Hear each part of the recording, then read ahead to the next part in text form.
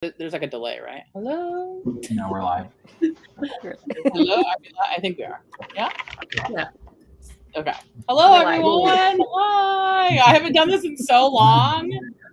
Got to get back on the horse. So I'm like confused how to do this. So, hello. Kevin, why are you already muted, bro?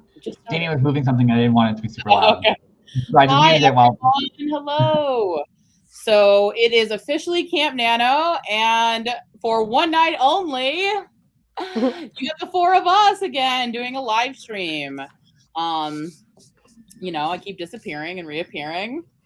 That way people stay liking me and I can't overstay my welcome. So for those of you who don't, of course, everyone on this live stream with me is more popular than I am. So of course you know everybody, except for maybe my brother Kevin. Just kidding, Kev. Love you.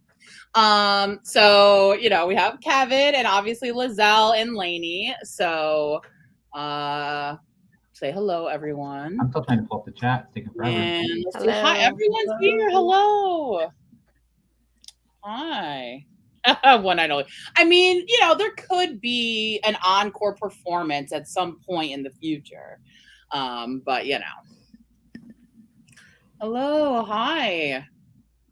Hi, Becca. Hi, Devasha. Elaine. Oh, my gosh. Everyone's here. Hi, Moon. Kristen. Michael. Caitlin. Christian. Hello. Debbie. Oh, my gosh. All the huge. Katie. Hi, everyone. It's feeling like Thirsty Thursday. I know. So I was in the Troublemaker chat a little bit this morning, like listening while I was working. And someone was like, Thirsty Friday tonight. I was like, yeah. With me every night Thursday. Hello. And as Jessica was fearful of, it is not an April Fool's joke. We are here. I hate April Fool's Day. If you follow me on Twitter, you would know that. It's not a holiday. It's stupid. It's stupid. It's just an excuse for people to be jerks, and I hate it. I've seen so many fake book deal announcements on Twitter that I was like, I'm out. I'm done with Twitter for the day. I can't do it. I don't think I saw any, actually. I must not follow enough people on Twitter. I was fine with them, but then I realized people were posting like real announcements, and I was like, "Wait, what? Are they real?" And then I don't want to get confused, so I just like yeet it off of Twitter for the whole day. Right? That's exactly why I can't stand it, because I always get tricked too. I'm always the one who gets tricked, and I don't want it because I always forget, and then I get upset. Hi, Juanita. Good to see you again. Did anyone get tricked today? Did anything get by anybody today? Not really. I remember for like a few years in a row, you were hearing like a bunch of warnings on April Fool's Day, like just a PSA, never use April Fool's Day to pretend that you're pregnant because that's not a funny trick. You know, who does that? Apparently it was enough that people needed to like tell people to not do it. So oh hi, Frisky Friday. I can tell you I am the farthest from frisky today. That is for sure. Although I don't know. Depends on how you're defining frisky. I can tell you not in the regular way.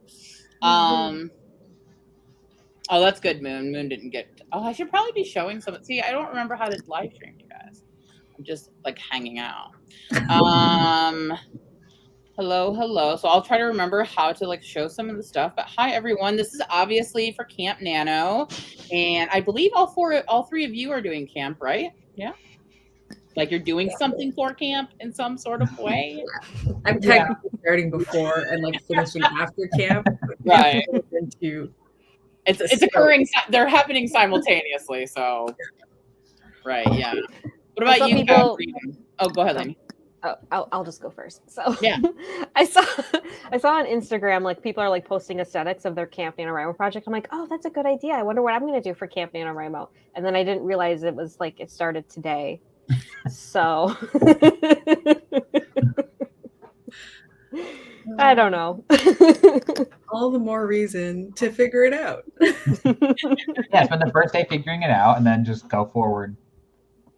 Yeah, camp. It's loosey goosey. You can do whatever you want.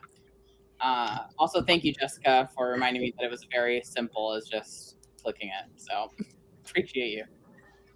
So you don't know what you're gonna do, Lainey? You still thinking on it? I mean, I still have to draft. I'm still at 60,000 for several months now. Are you aiming for like a certain word count for the project? I just want to finish it. That could be your goal. Is just to finish the draft. Yeah. You know. Hmm. That's kind of what I'm doing. Like, I've been working on my outline for longer than anyone should ever work on an outline. And my plan is to be freaking done at the end of this month. I have to be. I need to move forward. So, Kev, what are you working on? I'm working on my horror novel. So I finished the outline for it, and I finished the first chapter for it. And I'm calling it Milk and Honey right now, but that's not the official title. That's just like a stand-in title. But, Is there a book called Milk and Honey, right? Ruby Carr. It's a poetry book, right? Yeah. So that's another reason why it's not an official title. It's just what I'm calling it for the stand-in. So I'm going to be working on that. I want to do like not a first full draft.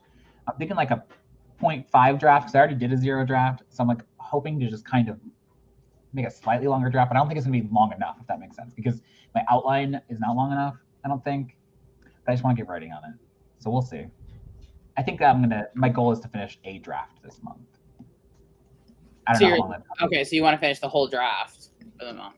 Yeah.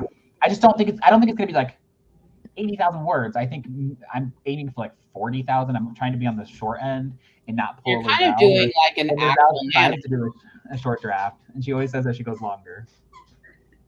So, but it's kind of almost exactly what regular Nano then with 50. Kind of, yeah. I mean, I already written a little bit, so I'm hoping to stick short though, because like my middle grade book, which is going to go out on sub soon, like it was shorter and it was so much easier to write, like a shorter book. So I'm trying to see if I can stick in this range. We'll see. I don't know. We'll see. What about you, Liselle? What are you working on for camp? Bear Hunt. So my 2024 horror, trying to draft it as early as possible. My actual deadline for handing it is October, but I want to like get a draft and self-edit and send it to CPs and Diaz and then edit it again. I just like, if I can send something polished, I'd rather send something polished, and I have time now, so but I'm spending a longer time writing it, so it's going to be like, I think it's like 8 weeks or something like that I'll be working on it, so like longer than I usually do, just so I like spread it out and it's like a reasonable workload. But I too am trying to draft a shorter book. I'm desperate for this book to be shorter. I can't write another 140K monster. I can't keep doing it. I need to fix things. So my goal is 75,000 words overall, with the understanding that probably through edits it'll become like 100,000, which I wish it wouldn't, but I'm being realistic. And even 100,000 would still be significantly shorter than my other books. Think about it this way though, if you could get them shorter, like if you could get them around like 70 to 80,000, you could do 2 a year then, since you're doing sort of like 140,000 for one. If you could split that in half, you could get 2. It's true. And I'm just like, I need to write, one thing has to be shorter. And I like feel bad for people too, because I know there are a lot of people that like long books, but it'd be nice to at least have one book to my name that's shorter, where people are like, what can I read from you that gives me less investment time? And I'm like, this one, it's a standalone, it's short, this is the one for you. And maybe if you're invested in me at that point, you'll read the other giant ones, but I need at least one.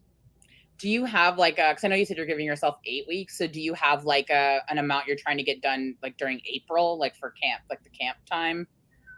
It's just like, it's like 2,000 words every day, every weekday, because I don't work on weekends anymore. So like, yeah, that's also why I've spread it out longer, because I don't work on weekends anymore. So I need to kind of double the time in a way. Right. So then it looks like, so then if you're doing that for like the 4 weeks, then probably like around 40,000 words too during April, right? Yeah. Yeah, probably. What about everybody else in the chat? What are you guys doing? What are your camp goals? What are you guys working on? I wish I had like something new to say that I was working on, but you know, the entire time I've ever been on AuthorTube has been on the same project. So, but you know, we're it's a new year, right? And we're being positive. And so like my book is approximately going to be 35 chapters. So I have like 6 full chapters outlined and then like several partial chapters. So I'm kind of just rounding it to like around 7 chapters that I have outlined. So that leaves me the 28 to get. So it's like 1 a day to finish up. But I have a lot of little ideas. Like I have some stuff in it, like, oh, this is the day that this party happens. But I want to kind of get like a more full. That's why I'm kind of saying it's an outline / 0 draft, because I'm trying to get like a more full thing for each of the chapters. So most of the chapters I know it's happening. I just got to fill them out. Okay, let's see what everybody else is working on. Moon is working on another middle grade contemporary. Fun. Let's see. Miller, a bunch of projects, but hoping for 50K. Wow, a lot of people are ambitious. Supposed to take it easy. It's the first camp of the year. Moon is 30K. I'm like, I want to work on an outline of chapters, and everyone's like, I'm gonna write 500,000 words. Let's see. Ooh, Becca, trying to edit draft 4 of my book Hexsphere. Love that. Let's see. Sabrina, I'm working on a new romance / crime novel for hoping for 50, like again 50K. Okay, I love the combo of the 2 genres. Working on a new gay romance novel featuring a fake relationship trope. Yes, live. That's my favorite romance trope. Is fake dating. Yeah. Now, I had many fake dating tropes in the past when I thought I was going to write contemporary. So now my goal is at some point in my life to work a fake dating trope into a horror. Can I make it happen? We'll see. could do. So that would be fun, because I feel like that, like people, as soon as people see announcements for books that they say fake dating trope, people are always in. They're like, yes, here for it. There's And certain nobody like cares. hallmarks. There's like Yeah. certain scenes you expect Yeah. in a fake dating book, and when that happens, it's like the best. You can't. I just love reading those. Yeah, you don't even care that it's like the same, it's done the same way over. Nothing happen out of it, and nobody cares. It's like, you know, it's kind of like, you know, there's certain things like that with romance too. It's like, you know, there's gonna be a happily ever after, and you are reading for that. You want that. Mhm. So Yeah.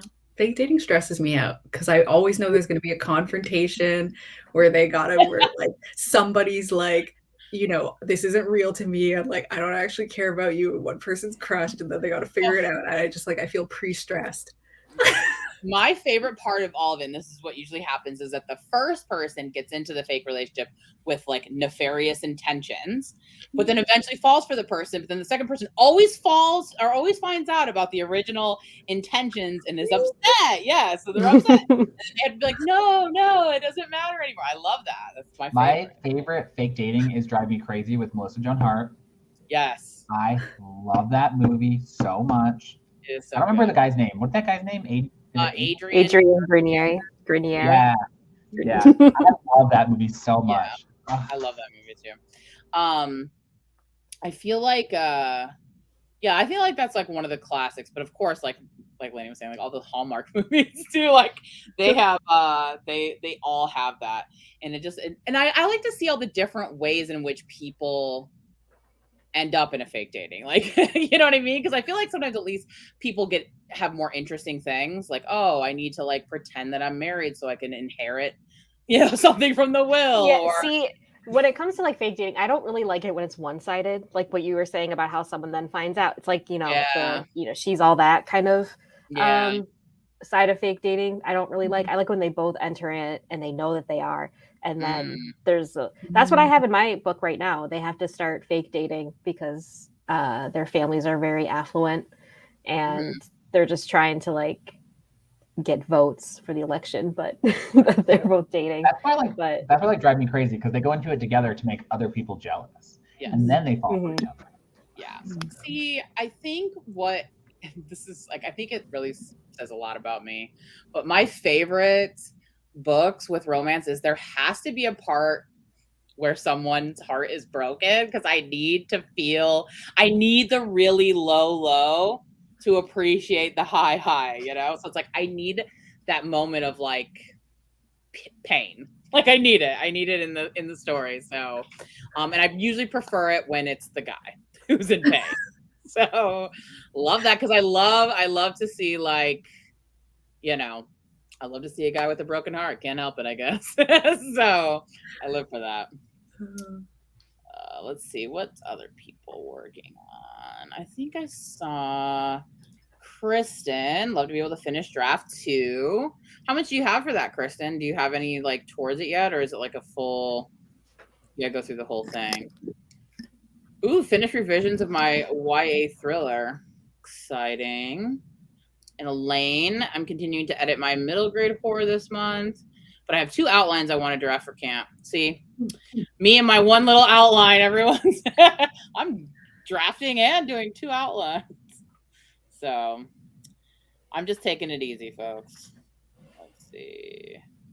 Ooh, I recently got requested for a full, your first time. So if that goes well, perhaps a sequel, which I left it open for. Horror. That is really exciting. Congrats. That is, yeah, congrats. that's super exciting. Is it Especially now. Yeah. It's hard out there, man. Yeah, it is hard out there. I'm curious what age category is it? Adult, middle grade, YA? But yeah, that's exciting. That's really exciting. I know, like publishing is really like it's just slow. Like people just aren't hearing anything from anyone on anything. So, let's see, Jessica. Working on an existential crisis and have quit the internet for the month. So, girl, that's what I just spent the last 2 months. So, and half of last year. So I get it. Here's a more reasonable. I'm just editing and hoping to add 10K. Exactly. Just easy breezy.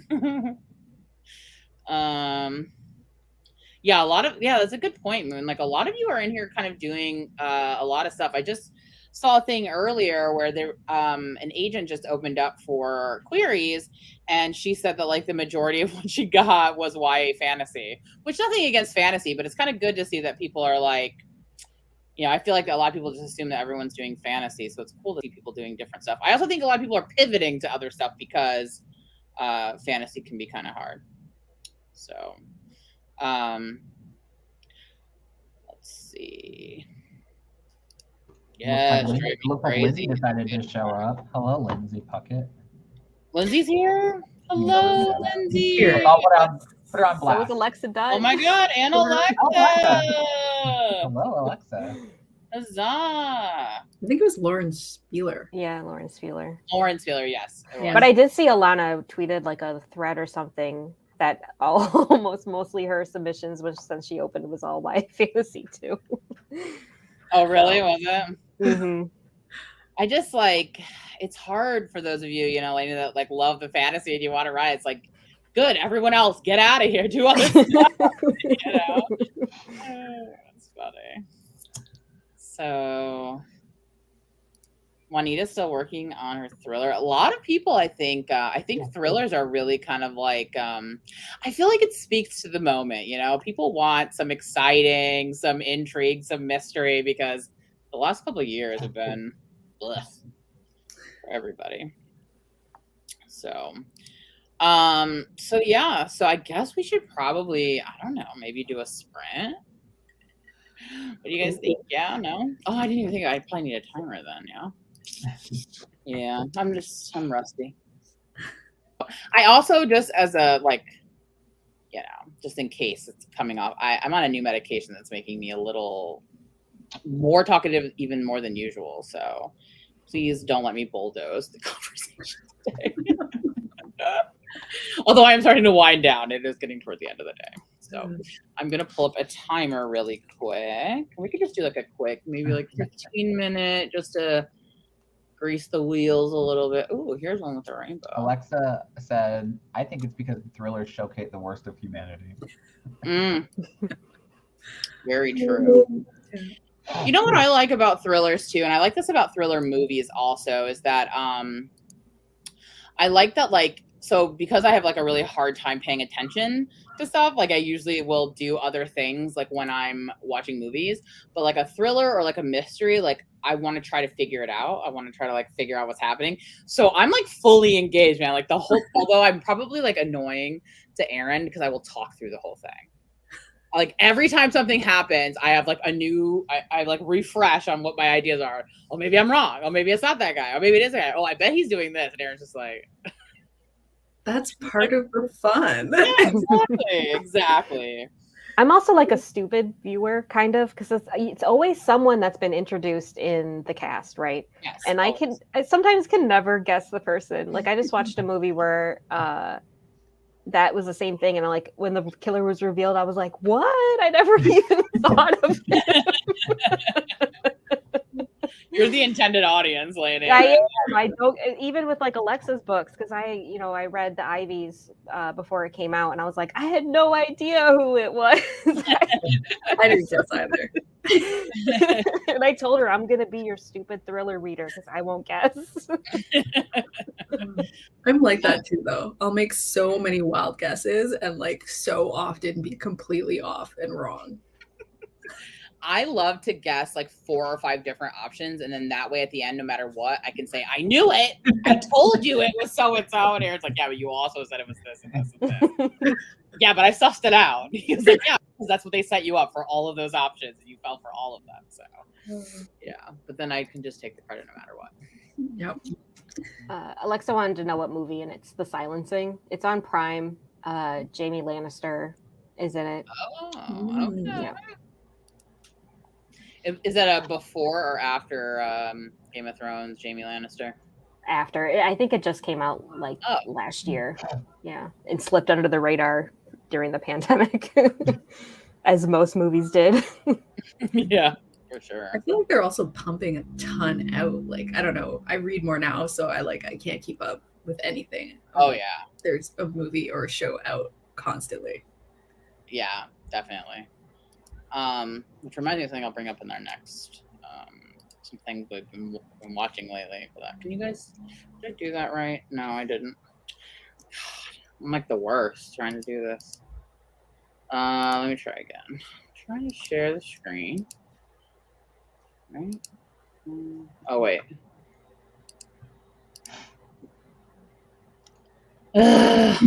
Sorry. Talk amongst yourselves. Sorry, I'm trying to get this to share here. Caitlin's saying that most movies with Game of Thrones actors are pretty decent.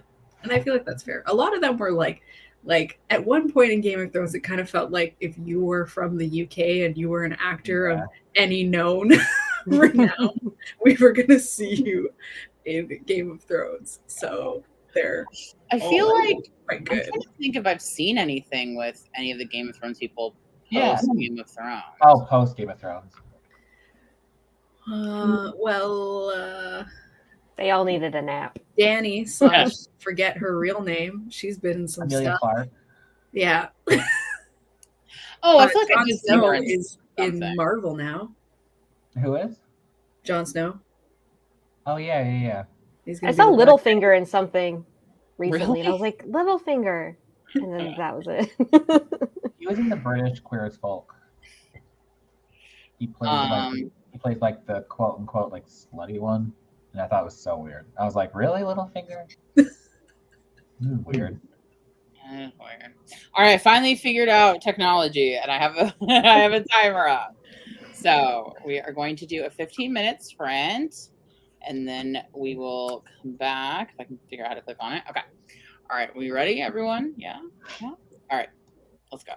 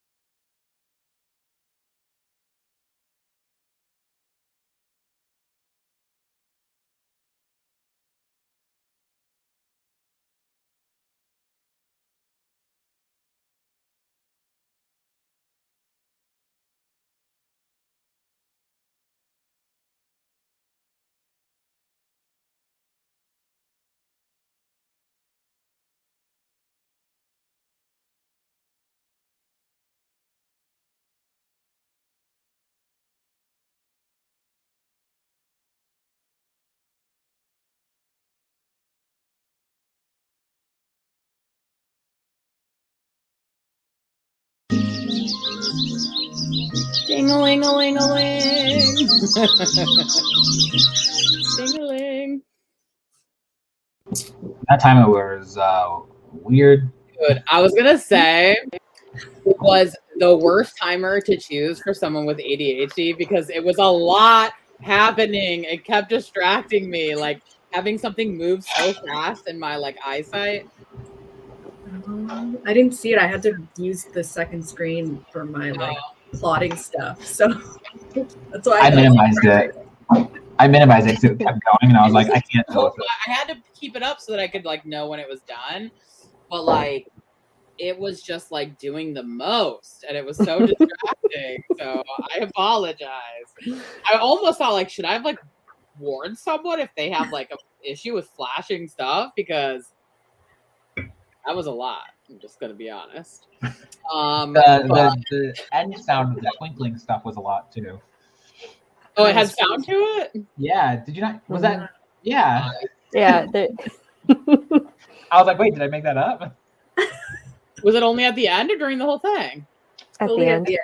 Yeah. Okay, I was like, I didn't hear any of that ever. It might have been because that's when you unmuted it though, so who knows? Well, did y'all got my ding-a-ling though, right? Y'all heard the ding-a-ling? Yeah. Okay, because it's not a sprint without my ding-a-ling, you know. So, so the ding-a-ling jokes, they never get old. They are evergreen. So we made it through our first sprint. How did everyone do? Did we accomplish things? Anyone? Everyone? I got 580 words. 180, you said? Damn. 580, yeah. Oh, in 15 minutes? Well, here's the thing: is that when I'm in the groove, I can write fast. It's the issue is I'm never in the groove. I know that I'm capable of writing quickly. I'm not saying it's good, but my motivation is low. Well, that's a hard act to follow. How'd you do, Lainey? Well, geez.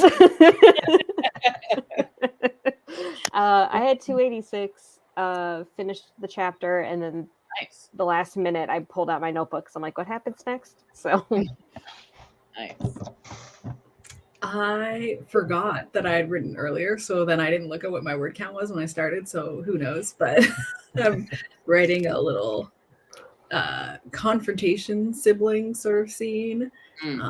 Their mom has died, and so they're kind of like talking about what it's like now that she's gone, because she's kind of a complicated figurehead, and one of their brothers is like, I don't want to say I wish she was dead, but it's kind of easier now that she's gone, don't you think? And so they're chatting about that. That does sound complicated, but I like those kinds of scenes because I'm imagining it's probably pretty heavy dialogue heavy scenes. So yeah, those are like my favorite to write. Just sort of like going back and forth. Same.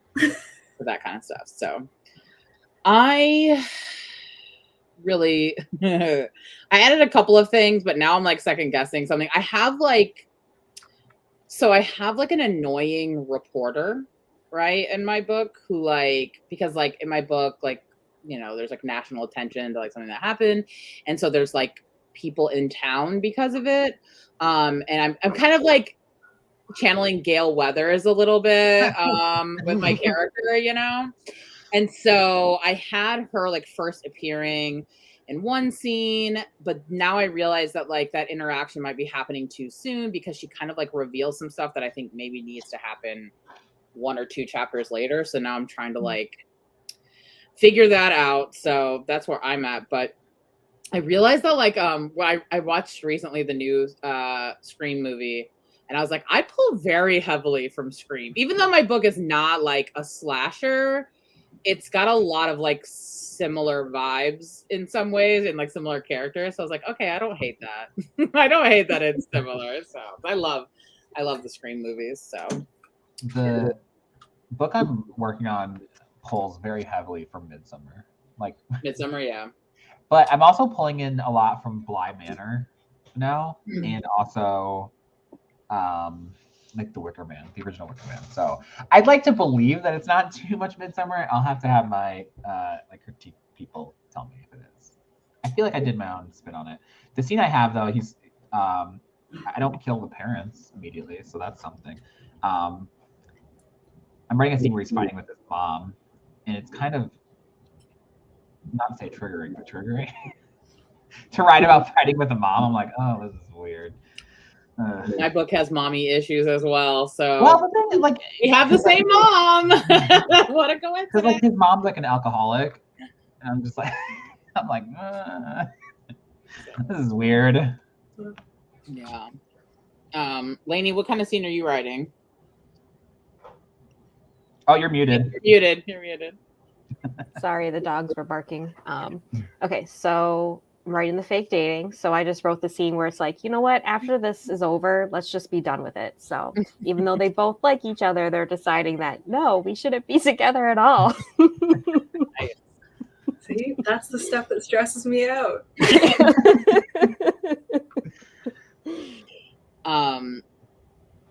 Oh, Kevin, you were saying that your book kind of pulls both from like Midsummer and also Bly Manor, right? That's what you said. I was thinking about mine, like mine also is very heavily influenced by Children of the Corn.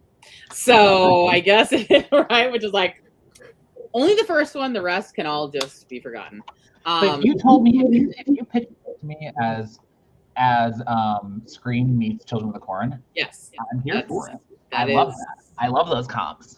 I feel like that is a good combination. Yes, those two. So when I say Bly Manor, mine's mostly like tone from Bly Manor. Like it's kind of, I don't know, Damien called it depressing, and most of my writing has been very light. So it's yeah. But like it's more, mine is more like Wicker Man meets Midsummer. Mine is like Children in the Corn in that there's a creepy cornfield and creepy children, and yeah, so it's pulling heavily from that, but not murderous creepy children. For some reason, question mark. No, I'm just kidding. It just dawned on me that all of you guys are writing horror, and I'm sitting here writing my little YA fantasy. I was gonna work on my YA fantasy, and Damien read the first chapter of this, and he's like, you should work on this, and I was like, okay.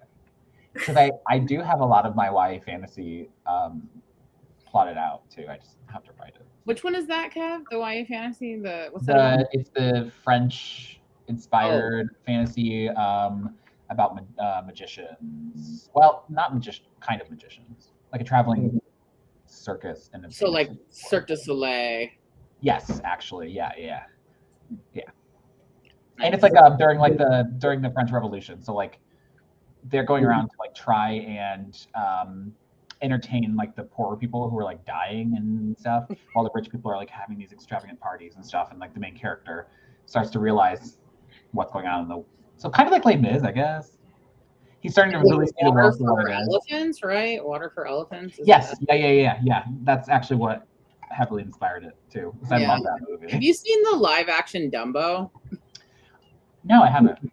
You should, because it's also, about like traveling circus, but wait, do you have an elephant in your fantasy? Because I feel like I don't know if I can get behind it then, Kevin. Maybe I need to add in an elephant. I feel like it needs an elephant element. Okay. One thing I will ask not to have in your book is a bear, because I'm over bears being in. I'm not in the bear. There is a deer in my horror, so it's not a bear. That makes sense. Yeah, I feel like a lot of horrors these days have bears in them, and it's really funny because you find bear hunt and not a bear to be seen. Not a bear to be seen. That's probably why the publisher was like, we're going to rename this. And I was like, yeah. Okay. I don't think I have any creepy animals that I could think of in my book. So nope, just creepy cornfields, creepy farmhouses, creepy people. One thing I was actually worried about, which I'll say here because maybe people will have a suggestion, is I don't want it to be. I'm going to mispronounce it. I know I'm going to mispronounce it. Lorson, say you're mispronouncing it. Is it Wendigo? I don't want it to be. Wendigo? I do not want. I want to make it very clear that it is not that. And I'm worried. I don't want people to be like, "Oh, it's a deer, so it must be," because it's not a creature. There's no creature. So like that's something I'm worried about.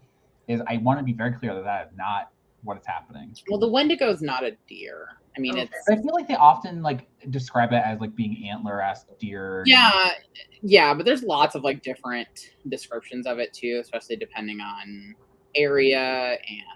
I think it's I just read Only Good Indians, and it is like a deer, and I was like, Did you guys see Antlers? I want to. I think it looks so good. I've not seen it yet. I did watch it. I can't speak to the rep, but since it's like heavily inspired by indigenous myths, but I will watch anything that Carrie Russell's in. I love her. So I am obsessed with Carrie Russell. Like, love her so much. I didn't realize, or I'd forgotten that she was in that. So yeah, I definitely want to see that. But I would say that like deer-like or like antler-like is very common in horror and gothic stuff anyway. Like that's what I was just worried about. I just don't want it to. I don't want it because I'm not doing that. Like, and it's not even like there's a creature. It's just deer imagery. I mean, even like Lee Bardugo uses like the antler. Oh yeah. Imagery, you know, in her like earlier stuff. Kev, have you read House of Hollows? No. Because that has a lot of like antler people and like antler stuff in it too. So, yeah, so that might be one to read. House of Hollows. I'm writing it down. I never heard you guys talk about it. Yeah. All right, let's see what other people got accomplished. 55 words. I'm inserting a fight scene, so I had to visualize the fight. So this is an interesting one because I am not good at like physical like action scenes. I feel like those are really hard to like. I feel like I'd have to basically think of like something that's similar that I've seen like in a movie or something, and then watch it and describe what I'm seeing, because like I just don't. I don't know. Action stuff I think is difficult for me to write. When I was writing my pirate fantasy, that's what I did. I watched like all the Pirates of the Caribbean's fight scenes on ships to get like, okay, so how does that work? And getting like the sensory kind of stuff. Speaking of, sorry, this is slightly off topic. Lainey, have you watched that new pirate show? I have not, but everybody's talking about it. So good. I need to watch it. What is it called? I don't think I know what you're talking about. Our Flag Means Death or something like that? Yeah. Oh, that's supposed to be like a comedy though, right? Yeah, but still. It's still pirates. I know, but like jokey pirates. I'm here for it. For me. I want sexy pirates. I don't want jokey pirates. Every time I watch the Pirates of the Caribbean movies, I'm like, should I write a pirate? Every time, because I love those movies. Yeah. Well, the first couple. Have you watched the Black Sails yet? I feel like I keep recommending that to you. I know. I need to. I know. Oh, it's a drama comedy, Alexa said. Yeah, Becca says it's pretty good. That's a big no for me, dog. I can't stand anything that's billed as a drama comedy. Oh, you know who's in that? Daenerys' husband that gets stabbed. Well, her fiance. I forgot his name. Drogo? No. I only think of Khal Drogo. Oh, okay, yeah. The one that she's like engaged to when she's in the Marine. Oh yeah, that guy was in it for a hot second. I totally forgot that person even existed. So this right here, this guy. Oh no, what did I do? This guy, can you see that? Yeah, I forgot about him. He's cute, but I forgot about him. I totally forgot about him on the show, like at all. He's a bigger character in the books. What happened to him on Game of Thrones? Oh, he gets stabbed to death. By who? The Sons of the Harpy. We don't have to get into this right now. Okay, I'm just trying to remember. But you knew. You knew. I was like, the Sons of the Harpy attack, and they stab him to death in front of her. It feels vaguely familiar now that you say that. All right, Kristen got 200 words. Nice. Christian got 205. Good. Jessica got 515. Juanita's just getting off work. I hear that. Elaine, I mostly deleted words for the chatter. Hey, that's part of the process. Yeah, that's still being productive. Last night I was like writing, and I was like, I got so much writing done, but I had to delete some stuff because I was changing something. And went, it's like, you're only 62 words more, and I was like, cool. Feels like I got so much done. The bear. Yeah. Oh yeah, it came out of nowhere. They always do. That's how I felt about. Well, never mind. That's a spoiler. I won't say that. Never mind. Yeah, the bears that are in there always just come out of nowhere. Like there was no bear, and suddenly the bear crashes in. I just read a book last week, and there was a freaking bear, and I was like, I can't take it. I'm so sick of the bears. One I was thinking of, it's just really surprising because it ends up being like the big bad towards the end of the book, and I was like, yeah, how is this what's happening? I was just shocked. That's not the case in this book. Also, Jessica, I think you asked earlier and I forgot to answer. I did end up reading The Rules for Vanishing, and I did like it. I liked it a lot, but didn't love it. So it's like just a smidge under loving it. I liked it a lot. I plan to read the rest by her and her middle grade. I'm interested in as well. I think I've read all of Kate Ellis's Martian. Yeah, I've read all her YA now, all her stuff. I don't really like all of her stuff. I don't read a lot of middle grade right now, but I definitely intend to read more when I'm working, because I like to like read whatever I'm working on, which is why I've been reading Hoarder like mostly for so long.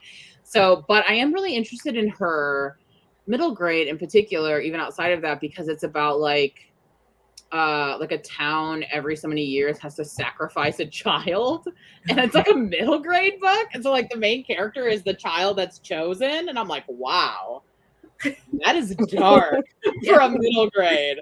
So it's like her friend like trying to save her life, and I'm like, okay, I can get behind this. I'm reading a book that Lindsay suggested to me, the Morgan Crow books, and it's like, if you're born on this certain day, you die at 11 years old. So like the main character is a girl that she was born on this day, and so every other kid in the city, including her, that is born on this day, they die at 11. And so like it's about her like trying to like stop herself from dying. So middle grade can get pretty dark. Sometimes. I remember like early middle grade from school, like I remember very little of The Giver, but I remember that a lot of it felt traumatizing. Yes. Juanita said that there's a horrible bear attack scene in Diana Gabaldon's latest book, very graphic. So you can't escape the bears. They're in everything. Unless the bear is eating beets or playing Battlestar Galactica, I'm not interested. Also, apparently the out flag means death. Pirates or our flag means death. I can't read. Pirates are sexy. They are sexy. So it's Taika. You know who I think of when I try to think of? You guys probably won't know this reference at all, so maybe I'll just keep it to myself. But there's like a and actually I can't even remember what it's from, so I'm definitely gonna keep it to myself. But there's like a guy who plays like a funny pirate, and he's like really gross, and so that's what I always think of. But can't remember anything about it. That gave us 0. Yes. And I realized I was like, I don't know what it's from. I don't know his name. I don't know where I can remember. I just see him, and I'm just like, ew. He was in a show called Suburgatory, but I'm guessing nobody watched that. So, drawing characters, so technically still working on the story. Absolutely, all of the things, all of that kind of stuff, the ancillary things, is still part of the process. Classics, rolling through baby name websites. Love that. Oh yeah, The Giver. Child getting chosen for something deep and big, yeah. Although I feel like the book, the middle grade book, I don't know if it's deep or big. It's just like, you have to die. So I guess that's deep. Oh God, yes. Where the red fern grows. So Chris, oh my God, or Richard Terabithia. So we had to read that. I blocked that book out. I know I read it, can't remember a thing. We had to read it in class, and when the big twist happens, it messed me up as a child. I was shocked and upset, and I was like, I should not be reading this. I still to this day am very upset by that book. Which book? Bridge to Terabithia. I don't think I've ever read that. I totally can't remember. I also know We read Where the Red Fern Grows in 6th grade, but I've completely blacked that book out of my memory because I remember nothing. That's me and Bridge to Terabithia. I know that I was upset, remember nothing. That's what happens. That's a common trauma response. It's a Bridge to Terabithia, like when we started reading it, I had no clue what was coming. So like when it happens, I was just shocked. You know what's another messed up young book is, well, I guess it's maybe young adult, is Among the Hidden, where if you're a second child, the government kills you. And so the main character is a second child that has to be in hiding. And that's what the whole series is about. It's like second children in hiding. It's messed up. Isn't there also a YA series where like your parents can like Unwind? Abort you at like 16? Yes, Unwind. Whatever. I have ordered the special box set of it. Yeah, Still. So, this probably never happened to any of you guys because I think it was like for us older people, but in 3rd grade they made us watch Old Yeller, and it was absolutely just devastating to my soul, and I forever changed. They made us watch that. They did? I thought maybe they stopped doing it by that point. I've never seen it. Old Yeller, Babe. I'm sure everyone was made to watch Babe. God. We watched the Pippi Longstocking. Old Yeller and Babe are like a little different. Like, well, I know, but they made you really think that something bad was going to happen. And it still happened. You know, insects. Yeah. I don't want to think about, I can't, maybe that's why I can't do any books that have like dog death. Like, no, I'm done. I've been traumatized enough by that. No more. I just read a book recently that had a dog death in it. Oh. Like I like if someone tells me that if it's going to happen in a book, I probably will not read it. So. Ring Shout opens up with, well, the dog's already dead, but. Yeah, that one he was already. A little different. But I'm Still Alive by Kate Alice Marshall. That also has a dog death. I would like warning, but you know, usually I can make it through. There's certain Patrick Ness books, still crushed, still feel sad all the time. That was the one. How dare you, Alexa? I don't remember when Babe came out, but I had younger siblings, so it felt like it was something I watched in school, like in a science class or something, but maybe not. But this definitely, when Artax dies in Neverending Story, is literally one of the saddest moments of my childhood. Is that the horse? Yes. Yeah. Yeah, I that's like the one thing I remember from the movie. I remember absolutely nothing else. Yeah. But for those of you who may not know, my dog, Falcor, is named from Falcor in the Neverending Story. And I always said if I ever got a horse, I would name him Artax. But I'm afraid of horses, so that'll probably never happen. I never understood why people were afraid of horses. And then a couple years ago, I went to the LA Literary Book Festival or whatever, LA County, with Damien and Adam Sass.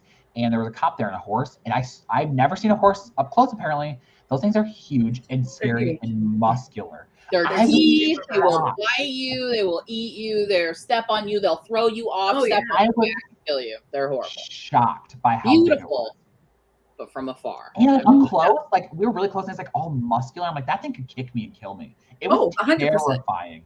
100%. It was terrifying. 100%. I understand. And just because it gets scared a little bit, just like kick out and kill you. No big deal. I understand why people are terrified of horses now, because those things are massive. Yikes. That was a fun fact I did not need to know. I could tell you that much. I wish someone write that into a horror novel. Is Jessica still that should be the horror visual, a horse. I mean, look, they're beautiful. Like I love all animals. I think they're absolutely beautiful. And do I secretly have a dream of like riding one through the water, like somewhere in the Caribbean, topless someday? Sure. But is that ever going to happen? What a specific No, you know what's so funny? Fantasy. I saw a thing once that was like things that like my long hair, you know, like covering my boobs. Oh my god. Like Lady Godiva. Yeah, exactly. But like on a horse in Jamaica doing like the white girl travel thing, you know, where you're like swimming with the horses of the Caribbean. I saw a thing that was like making fun of like things that white people do, and one of them was riding horses in the ocean, and I was like, do people do that? Oh yes, yes. I would never. I'm afraid of the ocean and I'm afraid of horses. So Yeah, my mom did that in Jamaica. She went to Jamaica with her It's a stepdad, bit too and they rode horses in the ocean, and the Yeah. horses just like How far they out just in the? strap right in the ocean. Just It's not that far, you know. Like, you're we're splashing. Is it like a just a gallop along the shore, or is yeah, it like, and then you can go a little Okay. bit farther Yeah. out to swim. But Yeah. they don't let you gallop. You are made to walk. They never let you Yeah. gallop. I've separately ridden a horse, and it was like, yeah, you just like go straight and you follow one in front of the other. It's I would love to terrifying. do I don't that, think I but could I'm on a just so horse. scared. It wasn't fun. My legs hurt Really? very much after, and Yeah, we that's just the spent other the thing whole too, time trying to get them not to like eat shit because we were like in the forest and they just want to eat the trees, and the trainers are like, "Don't let them eat the trees," and then you just like have to pull them the whole time, and then you just look straight at the privates of the horse in front of you, which are massive. Yes. Yeah. Wouldn't recommend personally. Damien just asked me, he's like, "You never ridden a horse before?" And I was like, "No, when have I ridden a horse? I grew up poor." He was like, Kevin, and he said, you have 100%, Kevin. You have 100% been on a horse. As a child, you have where have I been on a horse? Dude, the little like fair in town every year. Mom and dad didn't have horses. They didn't have horses. I remember. Then you know what? I was so traumatized, I blacked it out. I did not Maybe remember. by the time they got to you, they didn't really care anymore. Never took you. No, our parents did not care about me. I was the leftover.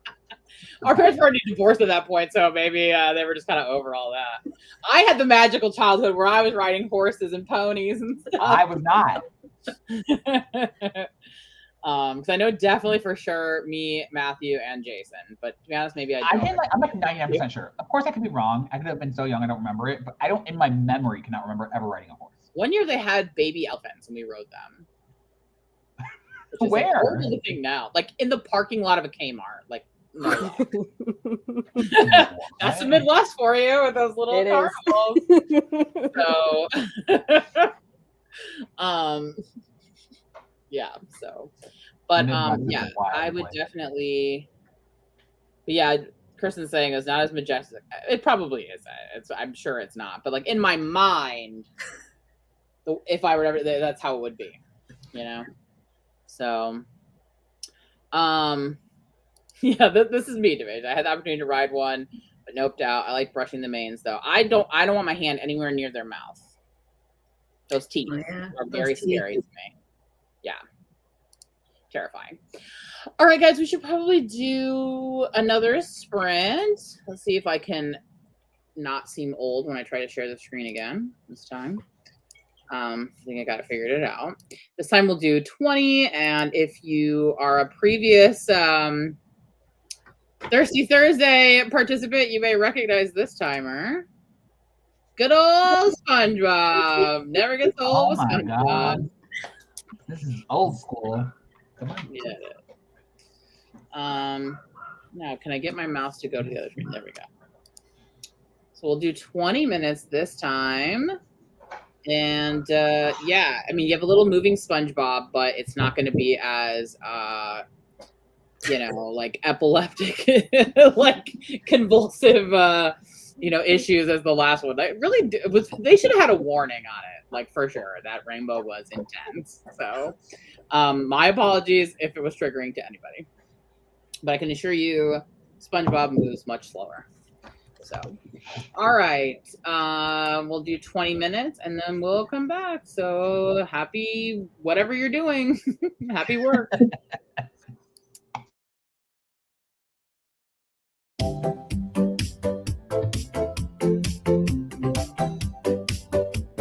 There's pretty loud music coming out that working.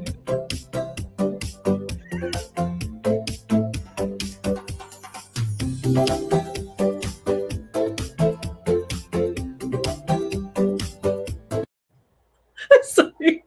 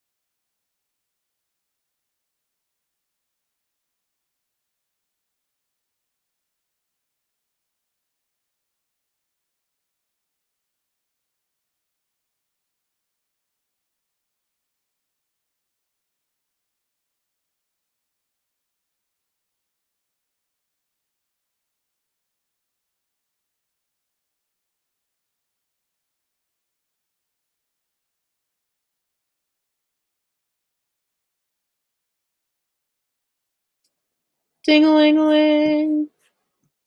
Ding-a-ling-a-ling.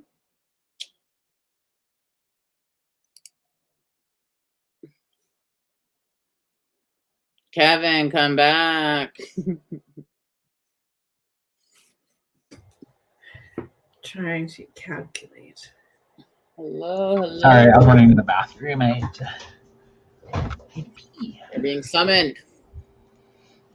Oh my gosh, the screen. I still have like the timer up, and the SpongeBob went to real jellyfish. Oh, good screen. So how was everyone's sprint? Good. I did. It's That's like a 133. lukewarm response. That was a lukewarm response, everybody. Yeah. I did 639 words, and I finished the chapter I was on, which isn't too long. It's like 200 words over where I want it to be, which is fine. I can cut that later. What are your average chapter lengths? I try and do 2,000 words. That's what I try to do. Especially for this book, I'm trying to like have it be quite a bit more fast paced. With my fantasy, I tend to be more wishy-washy. I know that it's going to be over 100,000, whatever. I'm barely trying. But with this one, because I'm trying to have it shorter, I'm trying to have it be like faster paced. I'm trying to keep each chapter to 2,000 words. And it's like doing pretty well. I think my problem is sometimes I have too many scenes planned to go in a chapter. And so it ends up bulking it up more than I want it to be. But I will figure that out as I go on. But yeah, it's good. I know it's like a dumb thing to worry about right now, but like when I'm drafting, I'm like, oh, well, I want 3 different scenes to happen in this chapter, but is that too much jumping around? Like, should I even? Then I try to go by to save the cat. So I'm like, well, these are like things that need to happen in this section. And this is the chapter how I wanted it to happen, but then it's going to be too much jumping around. So I'm always worried about that. I don't know. Anyway. I feel like I just go with, I'm like, if this chapter needs that many scenes, it does. And like sometimes I'll go back if the scene is long enough and I'll be like, you can be 2 separate chapters. But like in this case, like one scene is like 500 words and like one scene is like 300. And then the middle scene is like 1,100, something like that. The way I'm kind of thinking about mine is I'm worrying about not so much like chapter length per se, not yet anyway, but I do worry about like how I'm separating my chapters and like how the chapters are functioning and like if these scenes should be paired together or if they need to go with other, scenes. But I'm not worrying about that for the first draft. Like I basically am creating an outline with chapters, but those are not set in stone. It's just so I have some sort of parameters to work in so that I can keep my sections around the same length. And then my plan is then once I actually do the first draft, then I have one of my, I can't remember which one right now off the top of my head, but one of my craft books talks a lot about how chapters should sort of function and how scenes themselves should sort of function. So then I plan in my revision process to kind of look back over my notes on that and then to look at each of those chapters and those scenes to make sure they're kind of like functioning the way they should. And then I can make changes based on that, like adding or subtracting however I need to. So I really just have like 7 chapters for Act 1. And that's really just kind of like based loosely on like the Save the Cat setup, how many words I think it's going to be, and then just dividing it. And then I'll just worry about whether or not it ends up being more or less, or if things are coupled differently later. And as part of like the revision process, because there are certain things like your scenes should do, and you want to have like natural sort of flow of your chapters as well. But I don't want to stress too much about that in a draft, right? Like I just want to get all my scenes out there, and then I can kind of worry about how those chapters are constructed later. Yeah, fair. Also, how were your guys' sprints? Yeah. Well, Liselle said she got 600 and some, right? So what about you, Lainey? I got 433, but I kind of quit not halfway through, towards the end, because I had to describe a dress. So I had to go find a dress. But I'm really happy because my character, she's a redhead. And I'm like, okay, I know what colors are good on me, but I'm like, but what should I do? I don't know. So I started like Pinteresting. I'm like, redheads, silk gowns. And then I'm like, wait a minute, my favorite redhead, Jessica Chastain, just wore the best dress for the Oscars. So I'm going to write that dress into my book. So I did. I will say I have read your writing, and you're very, very good at writing descriptions of clothing. You're very good at it. So. Well, thank you. Have you heard the most recent Jessica Chastain tea? There better be no tea. She's my favorite. It's that Sarah Paulson cheated on her wife with Jessica Chastain. I heard. Okay, is that real? Because I did see that, but I'm like, is this Twitter being weird? No. There was a lot of blind items. There was a lot of people saying that. It's all over the internet yesterday. Huh. Laura's April fooling us, I feel like. No, I wish I were. Because I know people are they've recently started fan casting her as one of the Evelyn Hugo characters. So I'm like, well, they're fan casting her as, as a, I think the character is gay too. So I'm like, okay, is this just that making a reach being like Sarah Paulson too? Whatever this website is called HITC said cheating rumor debunked. So this random website could be correct. Just because someone debunked it doesn't mean it's not true. I don't know. She's like very committed to her spouse, though. I feel like every time she talks about Jessica Chastain. Yeah, seems. I just assumed she was straight. I don't know why. I'm pretty sure she is, but she didn't say anything, so I'm not going to assume anything. But I also didn't know that she's 45. She looks really good for 45. Yeah. I don't know. I usually feel like where there's smoke, there's fire. People don't pull stuff out of their butt. So I know how Hollywood works, man, and people have PR machines. So I don't know. Jessica Chastain is married to some Italian guy. I had no idea she was married. She also has kids, which I didn't know. I feel like there are a lot of celebrities that like stealth have kids. Yeah. I don't blame them trying to like keep it on the DL, Yeah. Yeah. Who are they fan casting her for in Evelyn Hugo? Some character named Cecile? No, I don't think that's a good casting. I haven't read the book, so like I'm just going. Either. I like the book. I think that's a good choice. Have they been saying who is going to play Evelyn Hugo? Have they mentioned? They're probably going to cast someone white. They better not. They can't. That would be horrible. Horia? What did I say that? So in terms of my sprint, I did decide that we'll call her Gail Weathers for now, is going to come in later. So now I'm having to kind of I have to kind of fix a few things to make more sense now to work, because like I was having her come in earlier. So I made those changes. And so I know the chapter now that she's going to come in on, but I got to figure out how to get her. And now I'm like totally picturing her with those terrible Courtney Cox bangs and everything. So I'm kind of living for that. But yeah, so I need to, I'm still figuring out how to get her in, but I've now set it up to where I can get her to come in later. So I made some progress. How did everybody else do on the sprint? Let's see. What I saw, it's hard to find it on here. Oh yeah, here we go. All right, 501, and it finally feels like this is going somewhere. Nice. Krisha, 345. The very first page of the first chapter is always the hardest for me. Yeah, I also feel like I always like, because you want the first the first page to always be like a really good one in your first chapter. So I just put like a lot of pressure on it, especially when I think it's you, Lainey, that you were like, my first sentence stuck through all the drafts, and I'm like, well, la-ti-da, we're not all that lucky to come up with. That's the only time that's the only time it happened though, was that book, but. It was heartbreaking. Did I tell you that my agent was like, I love that first line too, so she actually put the first line in her pitch to editors. Really? So I'm like, oh, at least it lives on in some way, shape, or form. Yeah. So I'm just Liselle, how do you care a lot about your first sentences, like in your first chapter? Like, do you think a lot Yeah. about it?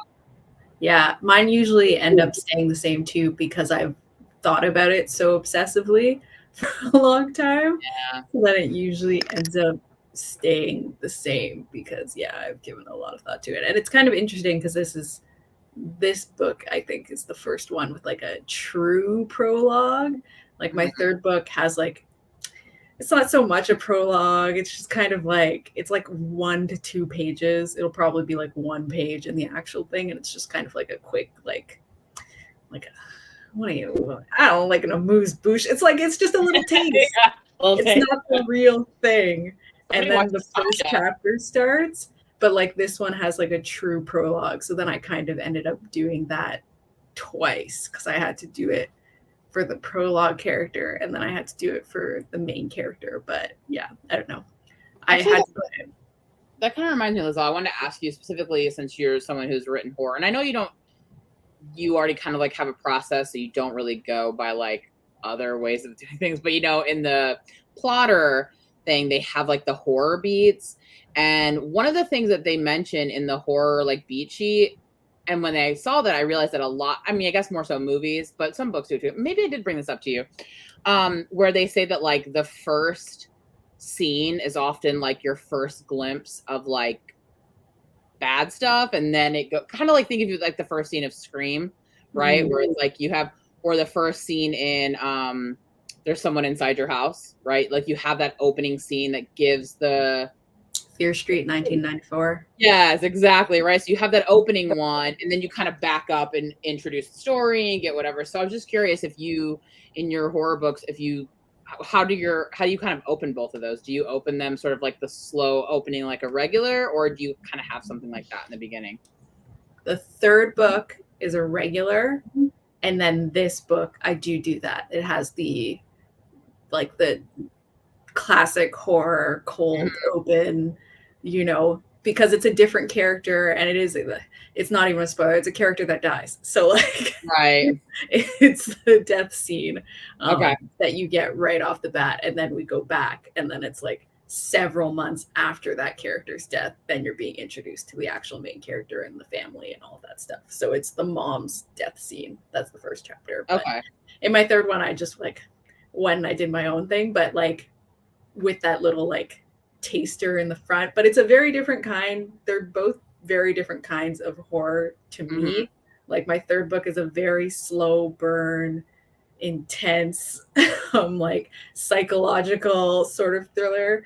No, not thriller. Sorry, not at all thriller. Horror. That's the word I was looking for. And whereas like this other book, the fourth one, is a lot more like the more cinematic kind of horror with like a thriller type pacing. So they're different in that way, even though they have very similar themes. Did the third book, I forgot what you said, that one ended up being long too, right? Yeah. It was long. Yeah. I had to explain a bunch of shit, man. I had to explain so much stuff because there's a house, there's a haunted house, there's that's ghosts. right, yeah. I had to explain so many things, and so that it ended up being way longer. This one is like less explaining. Yeah. Lainey, your fantasy that you have out, like, is that one, I can't remember if you said how long that one is. Does that one break the 100K or is it under? The one on sub? Yeah. Yeah. So it was at 99,000. And then when I did the revisions with my new agent, it went up to 104. So. Okay. That's not too bad though. I know a lot of times fantasies can get really bloated in their word count. So that doesn't sound too unmanageable. Not that yours are unmanageable, Liselle, because when mine went on sub, it was 99,000 too. So. Oh gosh, so I guess there's still room then for Lainey's once it gets bought to add a little bit of freshman 15 before it goes out. Yeah, she didn't even say anything about the word count either. Because when I noticed I went like over, like I was at 104,000, I'm like, I wonder if she'll say something about the length, and she never did. So I'm like, okay. Yeah, I think it's really just like when you're trying to get an agent, they just really get scared when they see something over 100. And it's not that the book can't go over 100, and obviously we know once they get published they do, but it's about them getting a taste of like feeling like you know how to like self-edit and not like go overboard, and you know what I mean, be able to do that. And I think that like anything over 100 just like scares them, right? And like also then it's like something they have to read and they may not even offer to you and things like that. So I think that that's why a lot of people get confused when they hear that your fantasy should not be over 100 when you're querying, when we see all these published ones that are so much longer. And it's like, yeah, but that's after they've already like bought it and they want you to like develop these things. They want to be able to see that you can like, you know, get under that for at least this trying to get an agent part. Yeah. I just saw a question that I wanted to. Yeah, I just checked and I'm like, I got an agent at 95,000. That's what it was when I queried to get my first. I got an agent with my contemporary at 90,000. So, but you know what? She signed it in her first round of revisions. She cut like 20,000 words. Yeah. So she went at it with a chainsaw. It didn't have the train accident in that version, did it? Okay. That was like my second draft ever of that book. Okay. I went through like 12 revisions. So it was very Narnia with a train crash. Okay, so there's a horror beat sheet, and it is available online, but I can't remember off the top of my head.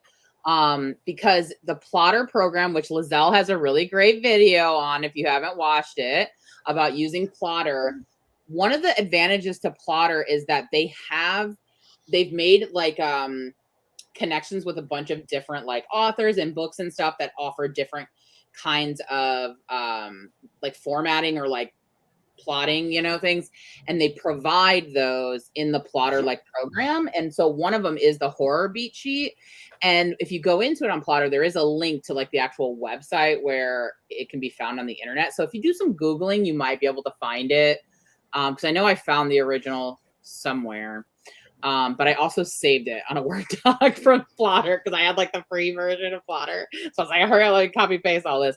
And what I thought was really good about it is it uses Scream as the example to show those beats and how they're applied in Scream.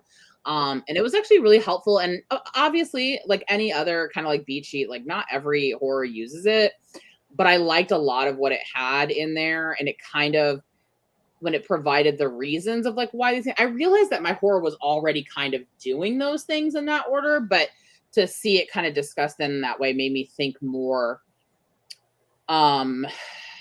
like to think more purposefully about where things are occurring in the book and how those things help with like emotions and, you know, that kind of thing. So definitely try to Google that. And because I know I found it online. It's like on someone's, whoever came up with it, it's on their blog. So there's definitely a link. Or if someone has Plotter and they want to like find the link in there, it tells you like where you can find the original source for that. Oh yeah, you still have it, don't you, Liz? Yeah, I was like, oh yeah, I'm using Plotter. I didn't think about it either. I saw you go like, oh wow. So yeah, I don't know. She might be able to grab that, but you might be able to find it just from Googling too. Moon is back. Never written horror. Yeah, I think that it's definitely becoming more popular. Also, I think a lot of people are writing things that are really horror, but the publishing community has convinced you that it's not horror because I don't want to use that word. Oh, here's a question for us. I would like to ask you what you each believe your strongest thing about your writing is and what you feel like you want to work on more. I think I'm good at imagery, but horrible at exposition. That's a really good question. I can already tell you right now, 100% I am bad at plotting, okay? Plot, don't know her, okay? Working that in. I'm good at vibes. I'm good at ideas. I'm good at like scenes, but overall plot, I definitely need to work on. My first book I ever wrote, no plot, just vibes, you know? So, and cute scenes. But as far as like what I think I'm good at, I think I have good ideas. Like, I think if that makes sense, like I come up with things that I'm like, that's a good idea. That's smart. So I definitely think that like and also like dealing with theme stuff, I personally think is good. But who knows? Because I'm very much at the nascent stage of my writing, and very few people have actually read my writing. So I may have to get back to you once I've actually gotten feedback from anyone. But what about you guys? Lainey and Kevin, Liselle, like what do you think is your strongest? Obviously, Lainey is good at describing dresses and descriptions. Yeah, I would say. Wait. I want to answer for Lainey. Oh, okay. I write her book. For you.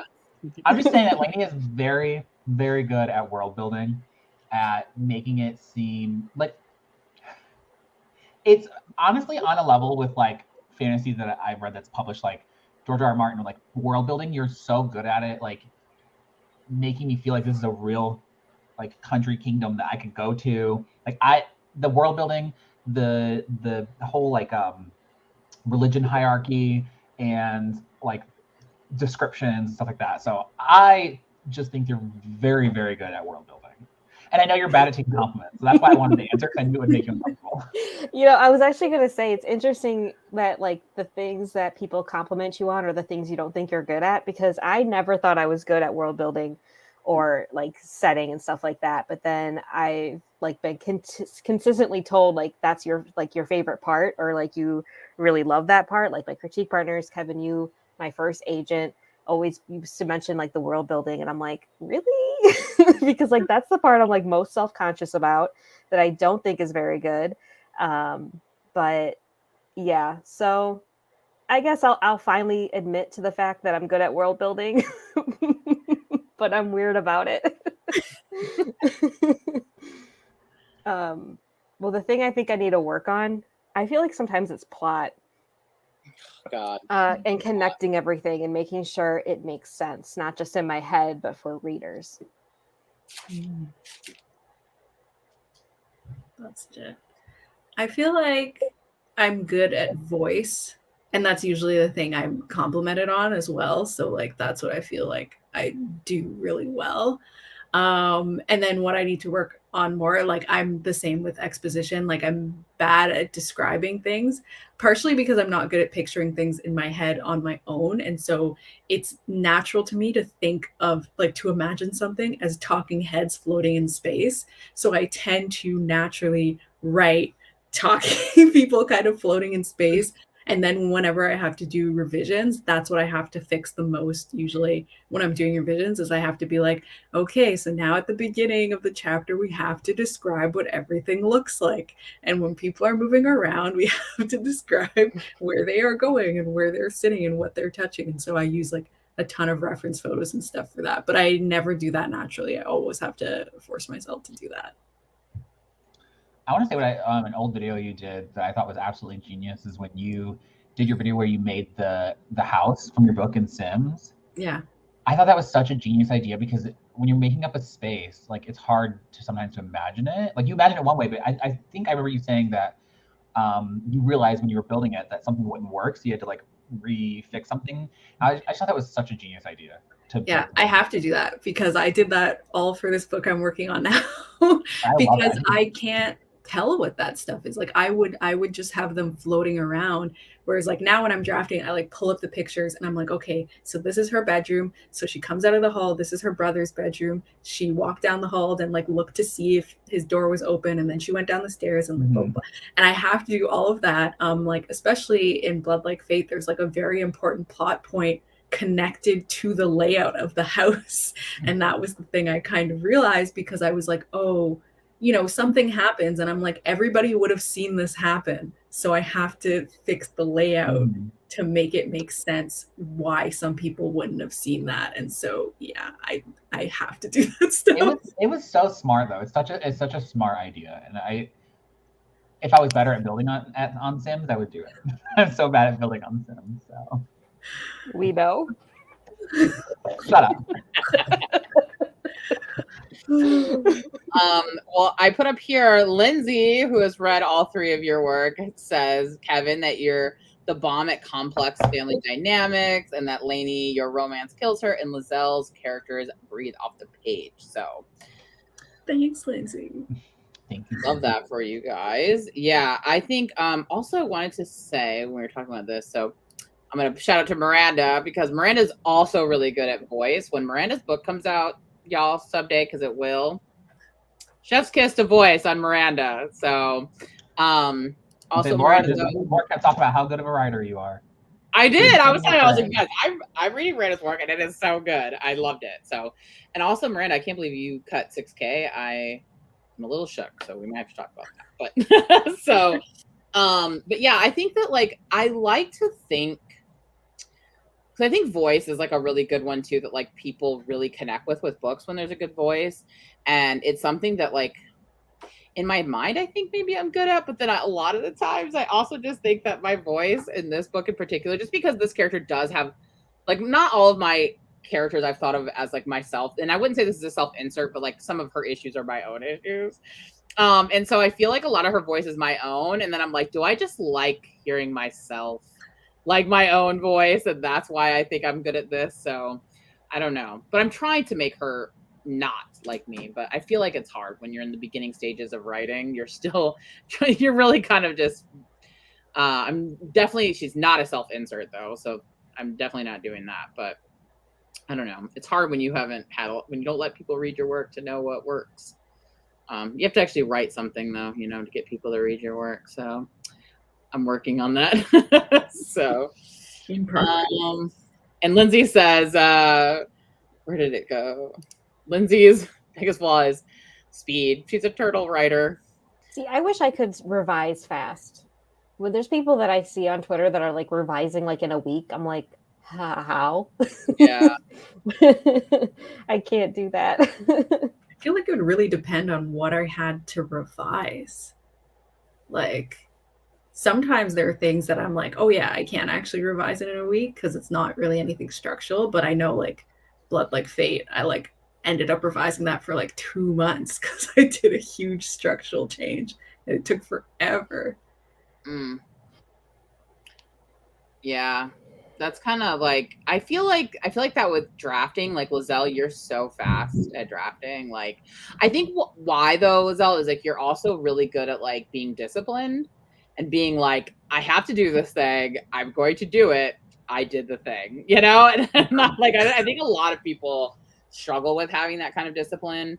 And I know like sometimes you say, well, like this is my job, but I think even when it is people's job, that you know, not everyone can like make themselves do things. I think sometimes, especially when like, I think sometimes it's easier to make yourself do stuff when you have a time constraint because you have a full-time job or you have these other things you have to do. So I think when you just have like open-ended, I think for some people it's really difficult to really force themselves to sit down and do it. So the fact that you're able to do that with it being your full-time job, I think really is, you know, a trait that I admire for sure, because I'm not good at making myself do anything ever. Like there has to be like, you know, the bomb's going to go off or something like that, or I'm not going to get it done. Yeah. That's where the A-type really comes in handy for me. It works out. Like, yeah, that's funny. So I know we haven't done that many sprints, so I feel like we need to do at least one more before we go. So we want to get that actual work done. Although it's been fun and chatty and saying hello to everyone and kicking off, but we should do a little bit more work before the end here. So I'm going to pull up. We'll just do one more good old SpongeBob, I think.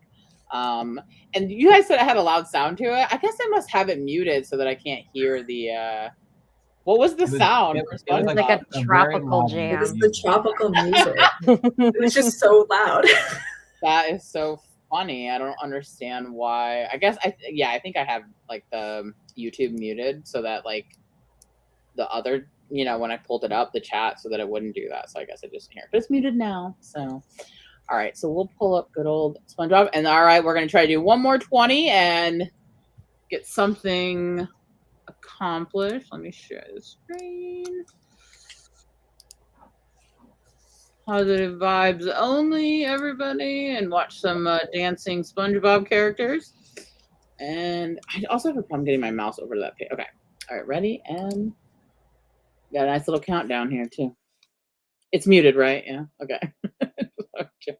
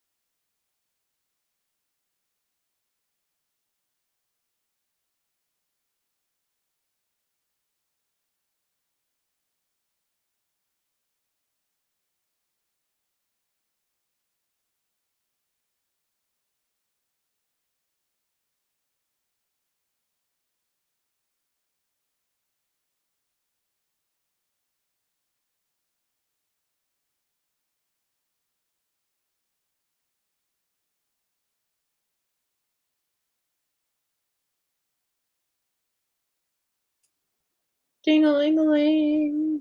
It's the last ding-a-ling of the night.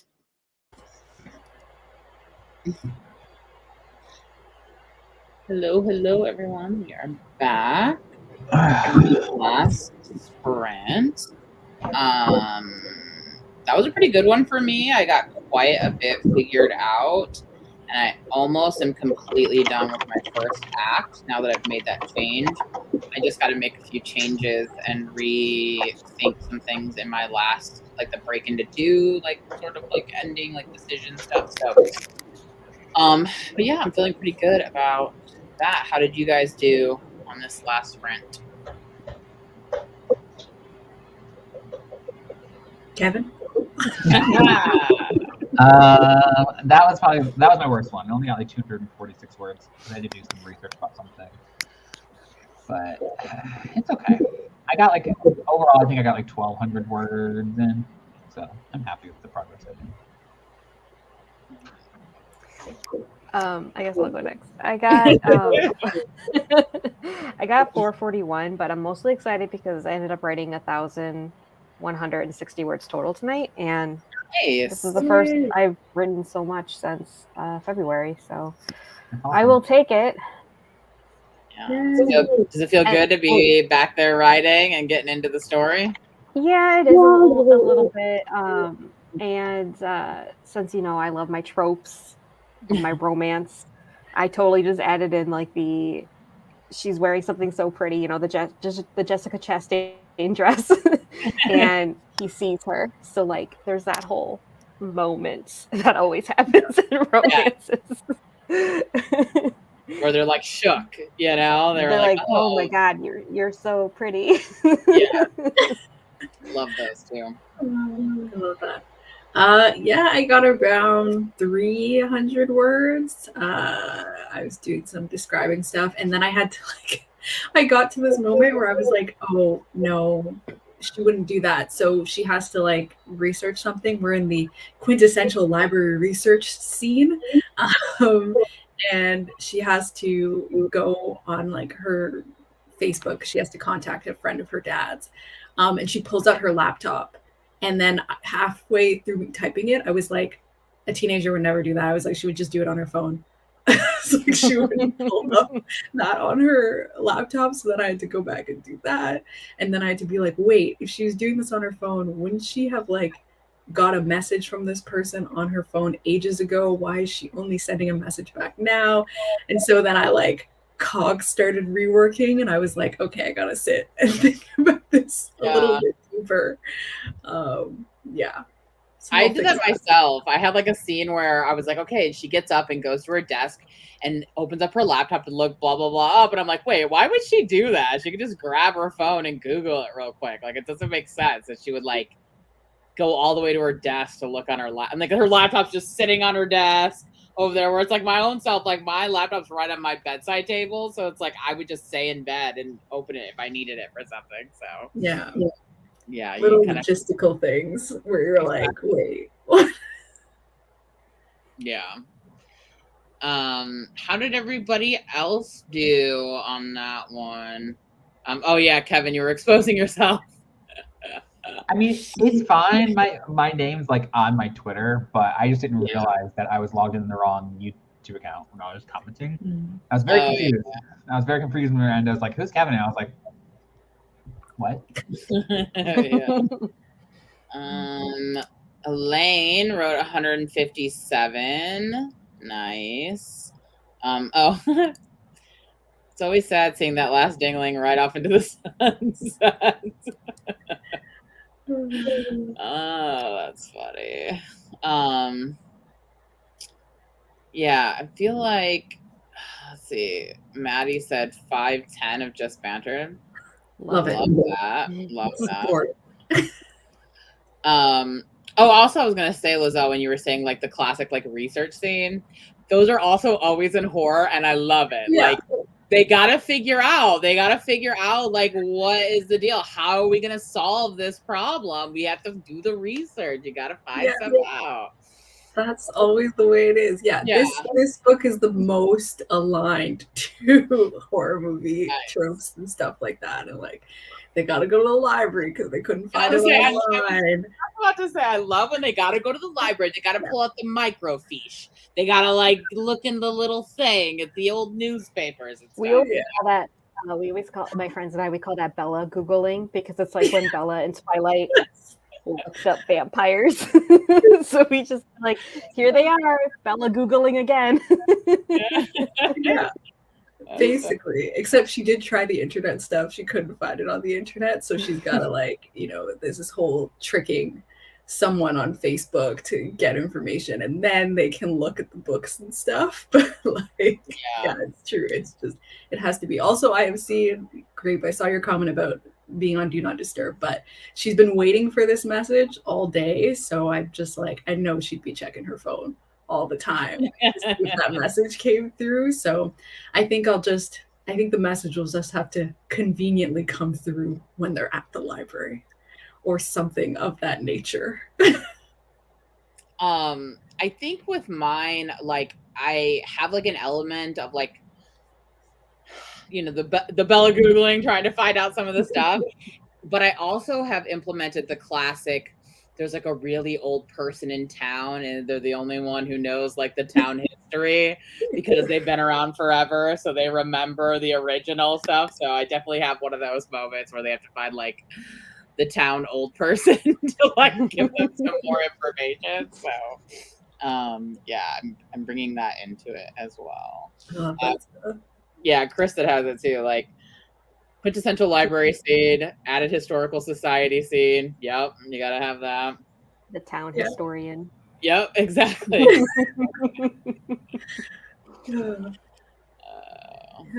Sometimes, they gotta use that library. Yeah. Why else do libraries exist? If not to help you with whatever supernatural issue is plaguing you in your town. I totally don't even remember it being dial-up, but that makes sense. But what I found funny is someone like tweeted and they were like, not Bella Googling vampires. Like she's never heard of a vampire before. So I think about that a lot. I think that happens a lot in like movies and shows because all the time I'm like, why are you Googling that? Do you really have to look that up? Really? Moon said she uses the library a lot in a lot of her stories as well. So look at us writers, always pushing that library. I like in supernatural movies when they go like, they Google possession. Like that will help. How to know. Yeah. Possessed. Yeah. I think they always find stuff right away. Like they find so much stuff like the first one. Yeah, and it's always like a funny website that's got like weird colors and like things coming down. Yeah, angel fire. Yeah, I feel like there was a weird one in one of the more recent like Conjuring movies where they did that too, where it was like. But yeah, you're right. A lot of the possession ones do that too, where it's like, and then they find out all the information about this demon and like all these things that they have to do to get rid of it. That's funny. Oh, that's so true. Let's see. How's everybody else? I think I saw somebody else. Jessica's playing Sims, and I'm jealous. Nice. I have not played Sim, you guys. Like, I know. I played recently. But we finally got our like office set back up, and Aaron and I finally have like different computers that we were like using the same one, and he's been playing a lot of games, so I may have Kevin, to pull up. You played and you didn't update the Sims chat to tell us what your family's up to. I didn't get to play very long, so there wasn't much to update. Did Kevin mention that for his birthday I bought him several of those game pack things? Well, I didn't have any of them. I didn't have to mention it because you mentioned it. Did I? I don't remember that. Yeah. Oh, well, I did.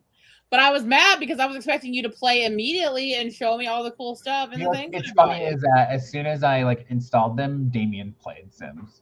So he was playing with the new packs before I was. I have to go back. I was waiting for them to fix the wedding pack, which apparently they've fixed now. So yeah. I didn't want my wedding to be ruined. So supposedly it's been fixed. Somebody just did I don't remember who it was, if it was Little Simsy or Deligracy, but one of them did a video like, did it actually fix it? But I haven't watched it yet. I saw a little Simsy come up, and I think she said it's fixed. So I was like, cool. I'm not convinced that I'm gonna want. I mean, I'll get the wedding pack just because I always get anything that gives us extra items. So And you get a I'll whole always- world with this one. Yeah. But I just feel like I hate throwing events on Sims. It's like my least favorite thing to do. It just feels like it's a pause in like the normal trajectory of the game. And I also hate like there's all these tasks you have to do and there's a timer and whatever. It's too much for me. I never do them. I never throw birthday parties. I never do any of that stuff. So I was like, I'm definitely not going to do a wedding. Like, It's to add a little bit of spice. But I did apparently the wedding one, like the stuff you do doesn't matter. That was something that people were upset about. Like you And don't. also It's not wasn't the like same as them- the other events. Like it It was doesn't also, matter. like, You don't get causing- rewards or anything. Yeah. Interesting. So it doesn't matter if you do all this stuff or not. Yeah, then I definitely won't probably do it. Like, if there's nothing to gain from it. Like, I'm not that kind of person. Like, Lindsay plays the exact opposite of me, right? Like, Lindsay loves to just like day to day, real time, down to the second, what people are doing. I'm on 3 times speed. I I remember when you were showing us, like, you were like, your kids kept getting taken away. And we were like, stop playing on 3 speed. So many of them were taken away, but they were all vampire children, and I was on 3 times speed, and I couldn't keep up. They kept going outside. Chaos. I did. That was a lot. I just can't. I don't have the patience for it. I just can't do the like. Let's do that. Like, no, let's speed it up. You know, let's get it done. So yeah, you guys were like, we were doing like the 10 generation challenge. You guys were like, I'm on Gen 3. I'm like, I'm on 10. Let's go. Let's go. So they're having babies the second they're old enough. You know, let's get it going. So yeah, I just can't belabor those little things. I don't know why. I think that's why I also get burned out. Then I don't play for months because I was like, I was on warp speed and then I burnt out and I need a little bit of a break on it. Because when I was playing, man, that's like all I was doing in my free time. Like for months, that's all I was doing. So let's see. There was someone that said something about, oh, thank you, Miranda. Yeah, we're redoing like all of our space, and we finally have like a really like designated, like we had like the books on one side and the office stuff on the other, and we finally have it in like one space. I still have to make some adjustments to my bookshelf, and like we're gonna put some, how am I pointing here? We're gonna put some shelves here, like to put stuff up. So it's still a work in progress, but it's definitely a lot better than how we had it before. So and that also means I'm going to be filming some videos this weekend for YouTube, because a part of the reason, you know, besides like my always like, what is life? What is the point of putting myself out there? Other than that little moment that I have every once in a while, we were remodeling and repainting and stuff like that. So I couldn't really film anything. But now that we have my space back, I plan to be posting videos on YouTube again. So exciting for all 2 people who watch my videos. I'm kidding. No, but at least all of us here. yeah, exactly. Yeah. So, but yeah, I'm excited. I miss making content. I actually do enjoy it, and I do hope that someday, when I have a book out, I could look back on all these struggles, and how long it took me, and be, you know, and like be proud of that. So, I don't know. As of right now, though, it just feels like a reflection of my, you know, forever failure. So I'm hoping there's a rainbow at the end of that. Yeah, Elaine didn't really like the wedding stuff either. Said it was kind of meh. Thank you, Maddie. Maddie also plays Warp Speed of Sims, so I'm not alone. That's funny. Oh my gosh. But yeah, The Sims. I've noticed that who else posted a video recently using Sims? Oh, I think it was Natalia, but she used Sims to redo her office. She like, I think she did a Sims video where she was like figuring out how to reconfigure her office, but I didn't watch it. But I remember seeing that. So I don't know if anyone saw that. But it's a really smart idea, I think, to try to help conceptualize things and to like player, because like they have those softwares, you know, like for people that do like what are they called? You know, people that like make your room look good and Well, stuff. Sims was originally made as an architecture program, and nice. they put characters into it to see how people would interact with spaces, and then they were like, people might like to play this. Huh. That's interesting. I didn't know that. The more I see, the thing for me though is building is my least favorite part. I don't want to build anything. I just want to buy it already. Like the fact when they added those already made rooms that you can just change out a few things, changed my life, because I don't have the patience or the time. And Aaron's like the exact opposite. Like that's all he wants to do is build. He doesn't want to play with the characters. He just like wants to build houses and stuff. So, but if you don't play the characters, then you don't get a murderer like Sally who starts a crime family. Like, how do you know? We all had murderers, right? Well, I don't think I had any explicit murders, but I definitely remember Liselle and Lainey both murdering people in basements. There were definitely murders happening. That's my my favorite favorite because sins I'm can very go. much like that. Like I spent hours building the house and then I go to play and I like immediately drop off. And so I gotta spice things up. I've had 2 killers in my family because I had Hugo and then I had Ryan who trapped old men in her cage in her room. I had Sally who raised a bunch of murderer daughters, so everyone was a murderer in that family. So apparently Wallace has a Sims stream channel now. So interesting. If anyone, you know, I don't know that I know that some of us follow like some of the people that give like Sims news, but I've never like watched anyone play Sims. Have you? Delicracy does Let's Plays where like, or at least she used to, where you could like watch her like do stories and stuff. I really like them, but I remember one time I got the idea to do that. Like, just kidding. I was like, oh, I should do like a Sims play with me, and Aaron's like, that's not what they're called. Don't call them play with me. I don't think. Like, I think if you put play with me on your YouTube, you're gonna get something very different.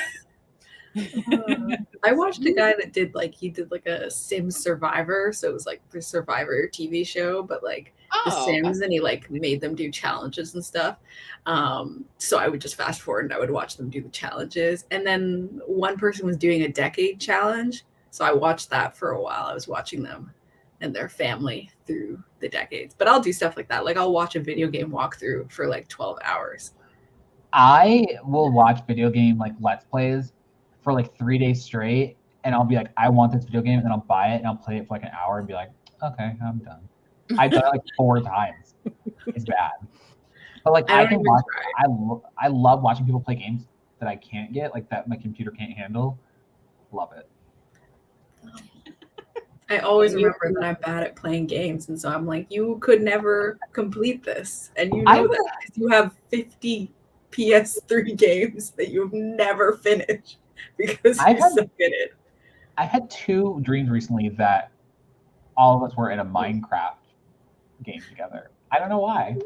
I'm just having dreams about my friend. Just casually. Also, I want to go on record. The reason why I kept muting myself is, for anybody that doesn't know, I did get a dog, and the dog and the cat are fighting constantly. So I'm muting myself so you don't hear the jumping, the rattling. That's why I've been going mute over and over again this whole time. Lainey, do you watch people play Sims? Do you ever watch there's like one person. I mean, I watch like, I don't really watch the Let's Plays of Will Simsy and those ones, but there's one person I love her builds, and so I'll just sit there and watch all her builds. But she recently did a kind of like game where she did like kind of like Survivor, but it was based off of like all the early reality shows from the 2000s. And she didn't even play them. She's just letting the Sims do what they can on their own. She'll like guide them. She guides them to do the certain challenges and stuff, but then she's like, I'm out. And so like I thought that was kind of fun, where it's like you kind of watch them on their own free will and stuff. And I liked that. There's another guy that does stuff like that. Like he'll like put like 100 Sims in like a basement or something, and then just like let them go on free will and see what they do. I love that stuff. I found a YouTube channel of a lady who plays, and she has like different royal families from each city, like each neighborhood you can live in, and like follows like she has like let's plays, and they're like royals, and they're like having children, and I don't know. It is so interesting. I love it. I love like when people come up with these weird scenarios. Yeah, I think people are really like, I'm just not that creative, I guess. I don't think of stuff like that.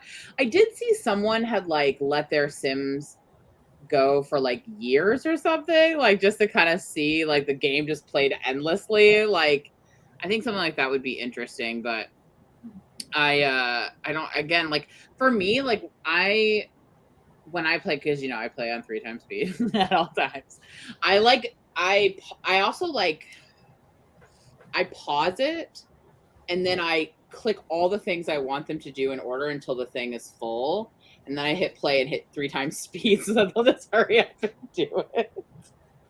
So you would think I just don't even enjoy playing, you would think, you know, because the way, but I don't know, I like, also you would think with ADHD that like, you know, I know it helps people with video games, like, but I don't have the kind of thing where I can like zone out and do something. I can't do that.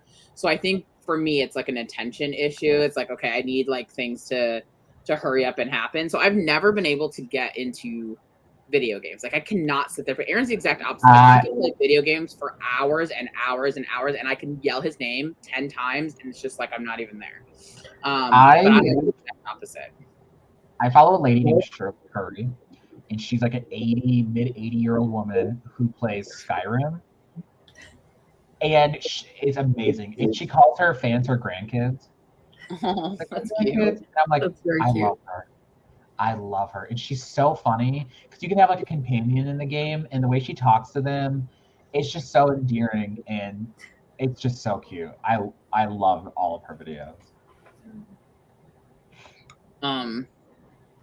But yeah, I think the extent of my video games is like Sims, and then I like Mario games. And that's about it.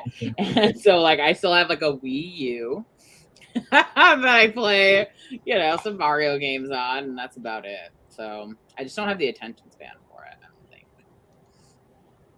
think. So yeah. Who is Sid Mac? Is that the That's that's my favorite Sim person on YouTube that I watch. Okay. I like her too. She just uploads so many videos. I don't know. I know, it's perfect. So like sometimes I can go like a couple weeks without watching her, and then I can like binge the 14 videos she uploaded. I think she sometimes will upload two videos a day, and I'm like, how? Wow. Yeah.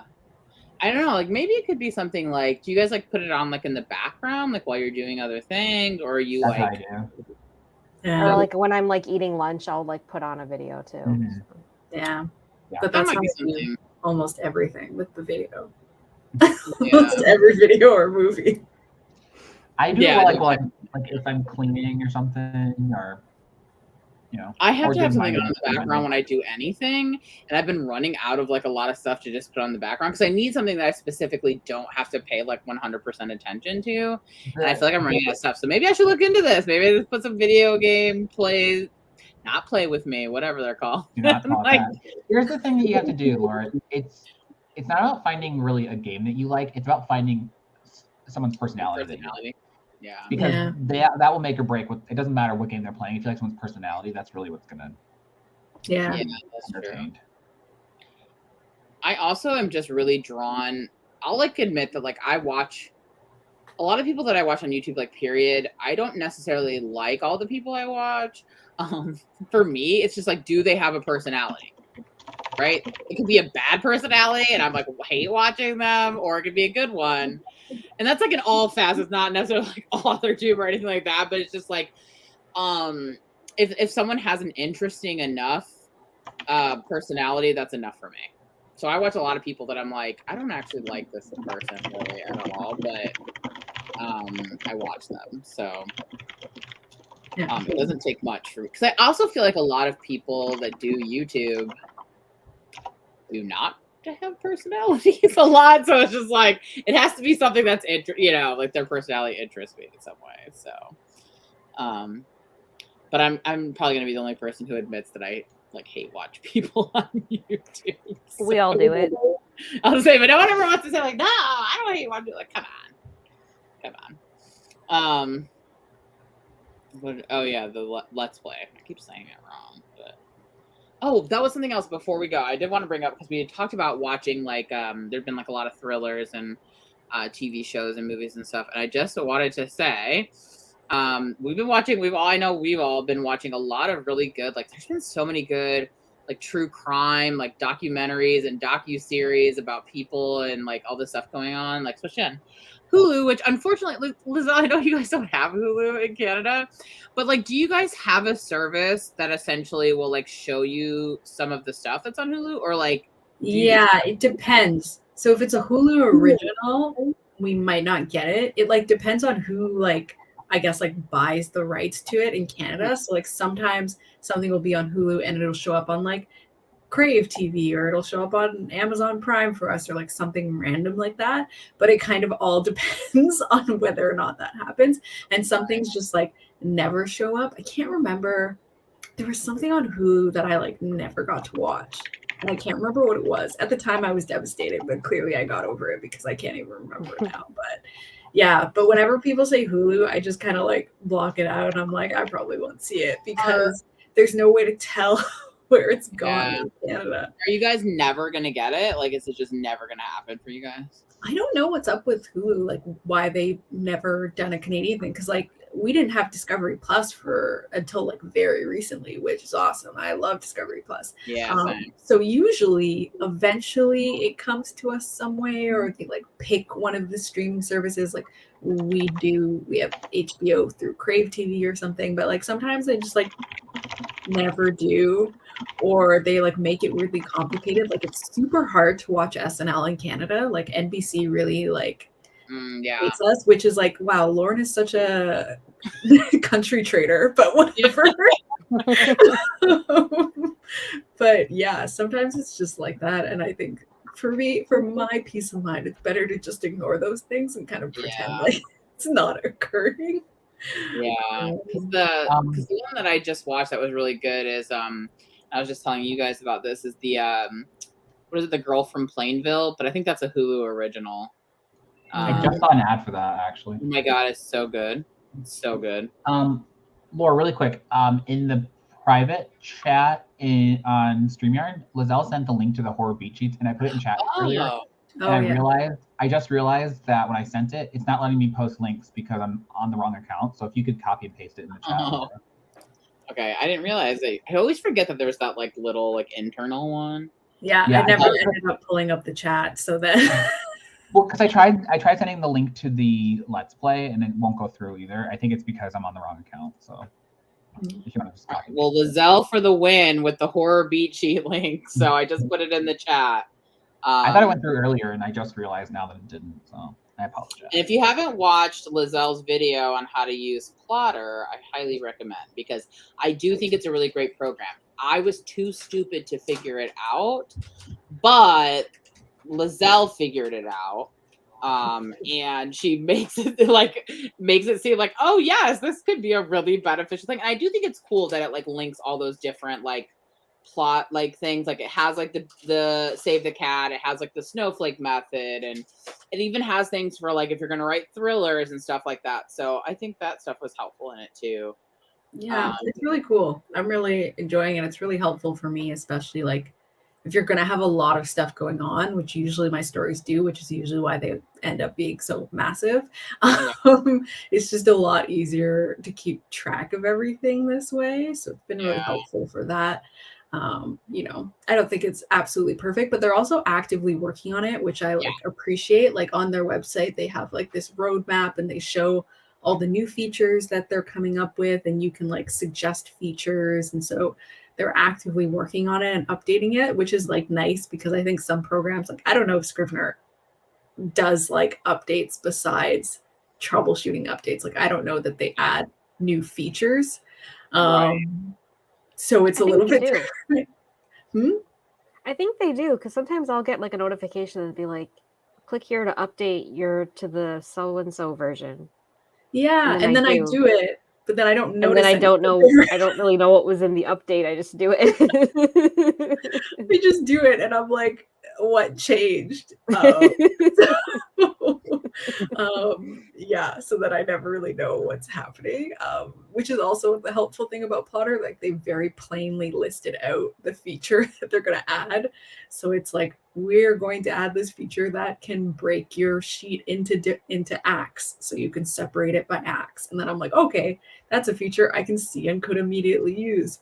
But also, like, in Scrivener's defense, I'm probably only using like 10% of Scrivener's I'm capabilities. so bad at Scrivener and knowing everything. Oh yeah. I don't use a lot. Here's what I'll say about Scrivener. I actually love Scrivener. I don't use the majority of the features, but the ones that I do, like, I really like them. I really like that you can separate the chapters, move them, move within them so seamlessly. However, I do have an issue, and maybe there's some sort of feature that makes it easier, and I don't know how to use it. I need to watch like videos on how to like, unlock things, on how to do stuff on Scrivener. But I was trying to create my outline in Scrivener, and it was just not, it was not doing things. Because the way I like to do it is with like bullets, and like I do indenting like a very specific way where it's like I have the act, and then I indent the chapter, and then under there I have bullets, and then sometimes those have sub bullets and like things like that. And it was just like not cooperating. It was so like, because what would happen is like I would have one indented and then other things like indented more. And then when I tried to get one to go back, it kept wanting to indent it with the other stuff. Like, it wasn't letting me. I eventually was like, okay, I have to do this in Word because it was not working. There are tutorials on Scrivener, but I watched like 8 hours worth and I still don't understand it. It's just, I don't know. I don't know what's wrong with me. My brain cannot figure out how to use it. Yeah. There are tutorials. Yeah, I need to watch them all the time though. I'm like, how can I find this? I just Google real quick, like, where is this on Scrivener? Like, where can I find this? That's what I do too. I'm like, how to search, but like, because the search function on Scrivener annoys the heck out of me. Like, you search it, the way the like results are listed, it's like not helpful. So I'm always like, how can I better search stuff? And I've never figured it out. It's just like, I just accept that it's a bad search function. Well, Kat too, on Cattastic, she does this thing where she shows progress of each chapter, where like, oh, I want each chapter to be this many words, and then she has like and she did a video on how to do it, but I'd have to watch it again because I like it because it'll show like a row for each chapter, and it'll show like how close she is to getting it, and then she can like look at the whole document or the whole like project together. And it has like all these different like green and red bars. And I'm like, I can never remember how she did it. I'm always like, how does this work? So I'll have to go back and see if I can find that video where she explains it again. I didn't realize she was doing that in Scrivener. I like thought she was making it. No, because she did a whole video on how, because so many people asked her how she made that. And she's like, oh, it's in Scrivener. And she like did a video. Miranda just said how you do it. It's in Mac though, right? It's a Mac feature because I don't think you can do that. Because the Mac. Oh, really? What targets? I'm looking at it. Targets, scene targets, project targets. Because I feel like, where do you get to targets though? Like, I feel like I know how to find like the overall project target. Yeah, mine just says show. Oh, statistics maybe. Show project targets. Statistics. Part of it is like it's not intuitive where things are housed in Scrivener, and I think that's what makes it kind of difficult. Options, yeah. And every time I open a menu, I'm confused. I do my best every time just to compile it. It's a struggle every time just to like pull it from Scrivener and make it a Word document and make it like the way it's supposed to be. And I always mess something up, and I end up doing something manually and having to send it to my editor and then manually do it again later. This is why I started tracking all my progress and stuff in Notion, because you can set up things to like fill up in Notion too. To like I found a coding thing that will make like when you're this much done, like a percentage will appear with like a little star next to it, so you can look at it, tracks all that for you. Yeah, they do have like the targets was updated for the PC, but I don't think you can do it chapter by chapter the way that like Kat did. because I use that all the time. I use that because you can finally have like the deadline instead of deadline and Right. stuff. Yeah. And I know how to do that. Yeah. Yeah. And before in a PC, you couldn't do stuff like that. Oh, really? Yeah. There was something else you guys were just saying that I totally lost what I was going to say about it. I don't know. I remember I lost what I was going to say. But yeah, I think that like Notion. You were talking about Notion. I try to use Notion. I like Notion. I actually really like, and I think this was my issue with Plotter too, is it's a lot of setup. Yeah. Okay. It's a lot to Yeah. get it to function how you want. And I just don't have the patience for it. Like, Here's what I do though, is you just find someone else's template and you steal theirs. Like Liselle showed me one of her templates, and I was like, "Hey, send me the link so I can copy that." And now I just use Liselle. wait, you can copy templates? So the whole thing on Notion is you can send someone a template and you can copy it into your own database. And so like Liselle created one. I don't know if you created it or if you got it from someone else, but Liselle sent me the link to it and I copied it into my own database. So now I can just use that rather than coming up with my own. And there's tons of people that give free ones. You could buy, I don't ever buy them, but there are people that sell them as well. But like you can, tons of free templates online, tons. Interesting. Yeah. I made mine because I'm obsessive and A-type and wanted it to be exactly the way I wanted. I think I slightly edited yours because I was doing like time rather than words or something, but yeah. See, yeah. I'm kind of similar to that, Liselle. Like, that's how I felt about planners, where I had like a really hard time for like a long time because none of the planners were doing exactly what I wanted them to do. So then I finally got like the plain planners where like I can make it do exactly what I want. But then I'm like, I'm overwhelmed by having to do all the things. So then I don't do it. So it's like, I have a specific way I want things to function, but I get too overwhelmed by making it myself. So I just end up not having what I want. And I just don't do it. So,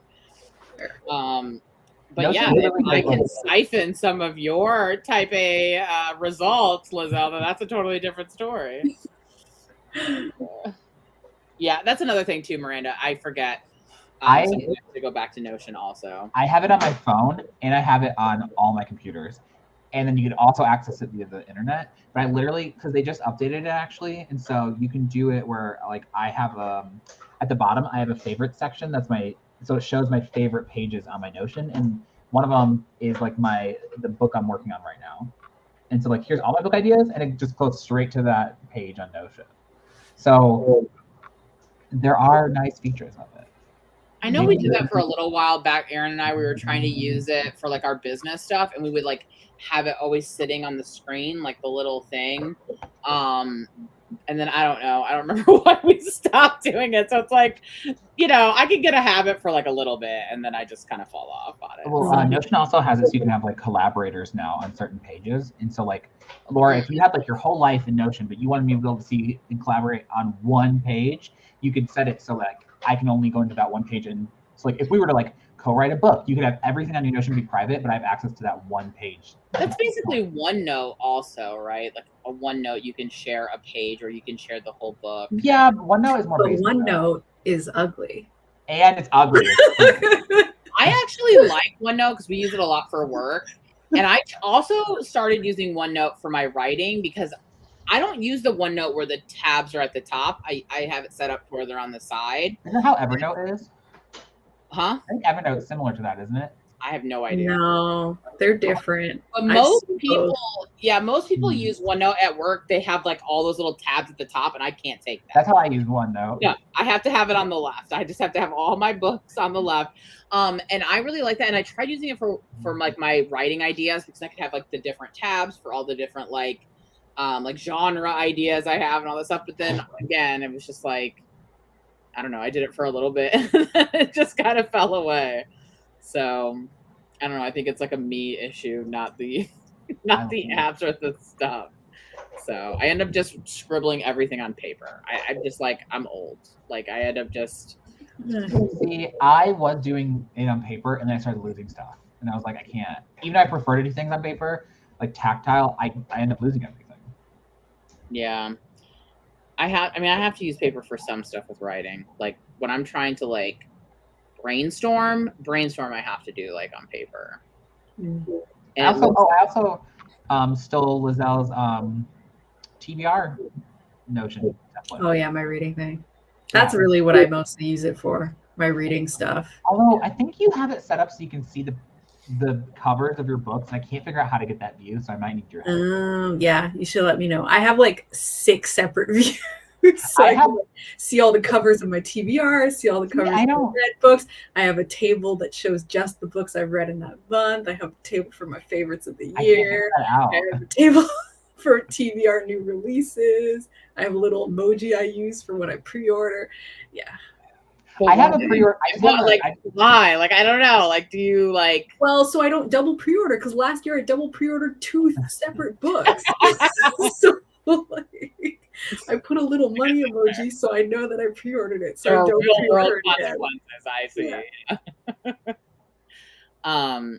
I also want your setup for your plotter when I get plotter again, Liselle. So I don't have to go through all that. So you're gonna have to help. You're helping the world here, Liselle, with your organizational skills. So yeah, I can't remember because I know I watched. I don't know if I finished it yet, but in your plotter video, do you go through the tutorial too, or do you just kind of? I know we talked about how you were gonna do.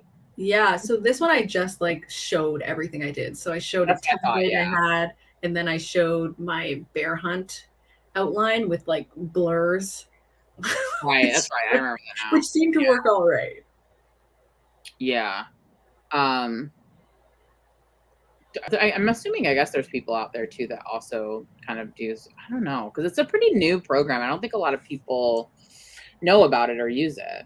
They have a lot of their own videos for like all of the like stuff. I just like watched it on like 2 times speed and stuff. Yeah, that's the way I like it. Wait, what did Miranda say? She said, "Oh, you're talking about Notion, the calendar view you get." It's the best. I am a Notion convert. I love it. Yeah. Oh, you're talking about like the reading, right? Like how long it took to. On the calendar. I made that view because Liselle had it, and now it's just depressing to see some of the books that take me forever to finish. I try not to look at the calendar view. Yeah, calendar view is nice. I like it. I just kind of like seeing like being able to see all the stuff I read and like how long I read stuff and like things like that. I nurse books for too long, so it would like go for like because like I'll read like 30 pages, then I'll set it down and come back to it 2 months later and read 50 pages again. And then, so it would not work for me. But it is kind of cool. I do like seeing yours. Like, I think it's interesting.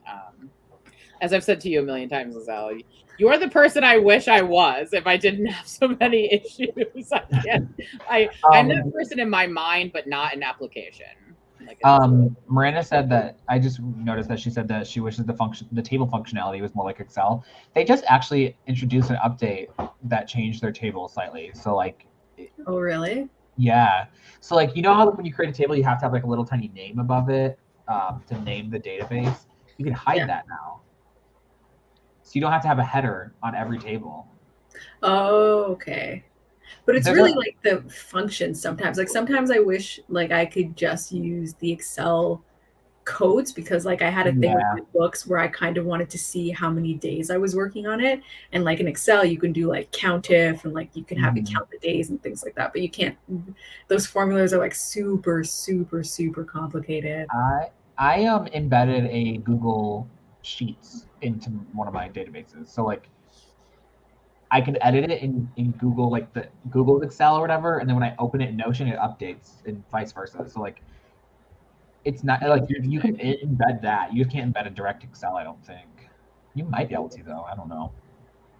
You can't do Google Sheets, Google Docs. You can embed directly into the page. All right. Well, I think we've hit the 3-hour mark, so.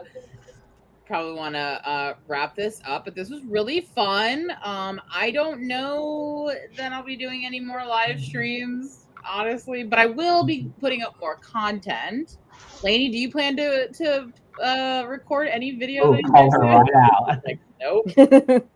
Nope. That's how I feel like for most people, that's how YouTube is. There's ebbs and flows, where you're like making a lot of content and then you're just kind of like, nah. not anytime soon. So I have like not posted a video in like 2 months. So, and I've had a lot of false, where I'm going to film this weekend and then I don't. So who knows what'll actually happen. Kevin, what about you? You also haven't been posting lately. Anything coming from your side?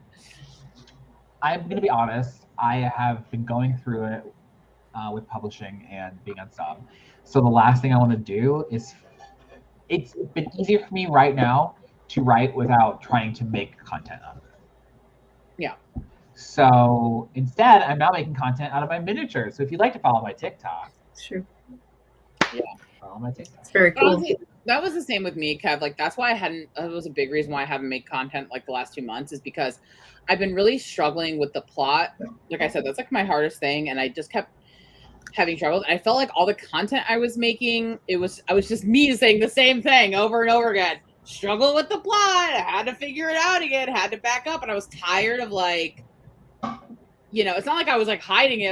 I just felt like I wasn't giving anyone anything new or interesting. It was just showing me consistently struggling. And once I stopped like focusing on trying to make content out of that, not that it was causing it, but I'm just saying like I wanted to wait until I kind of felt like I was getting past it.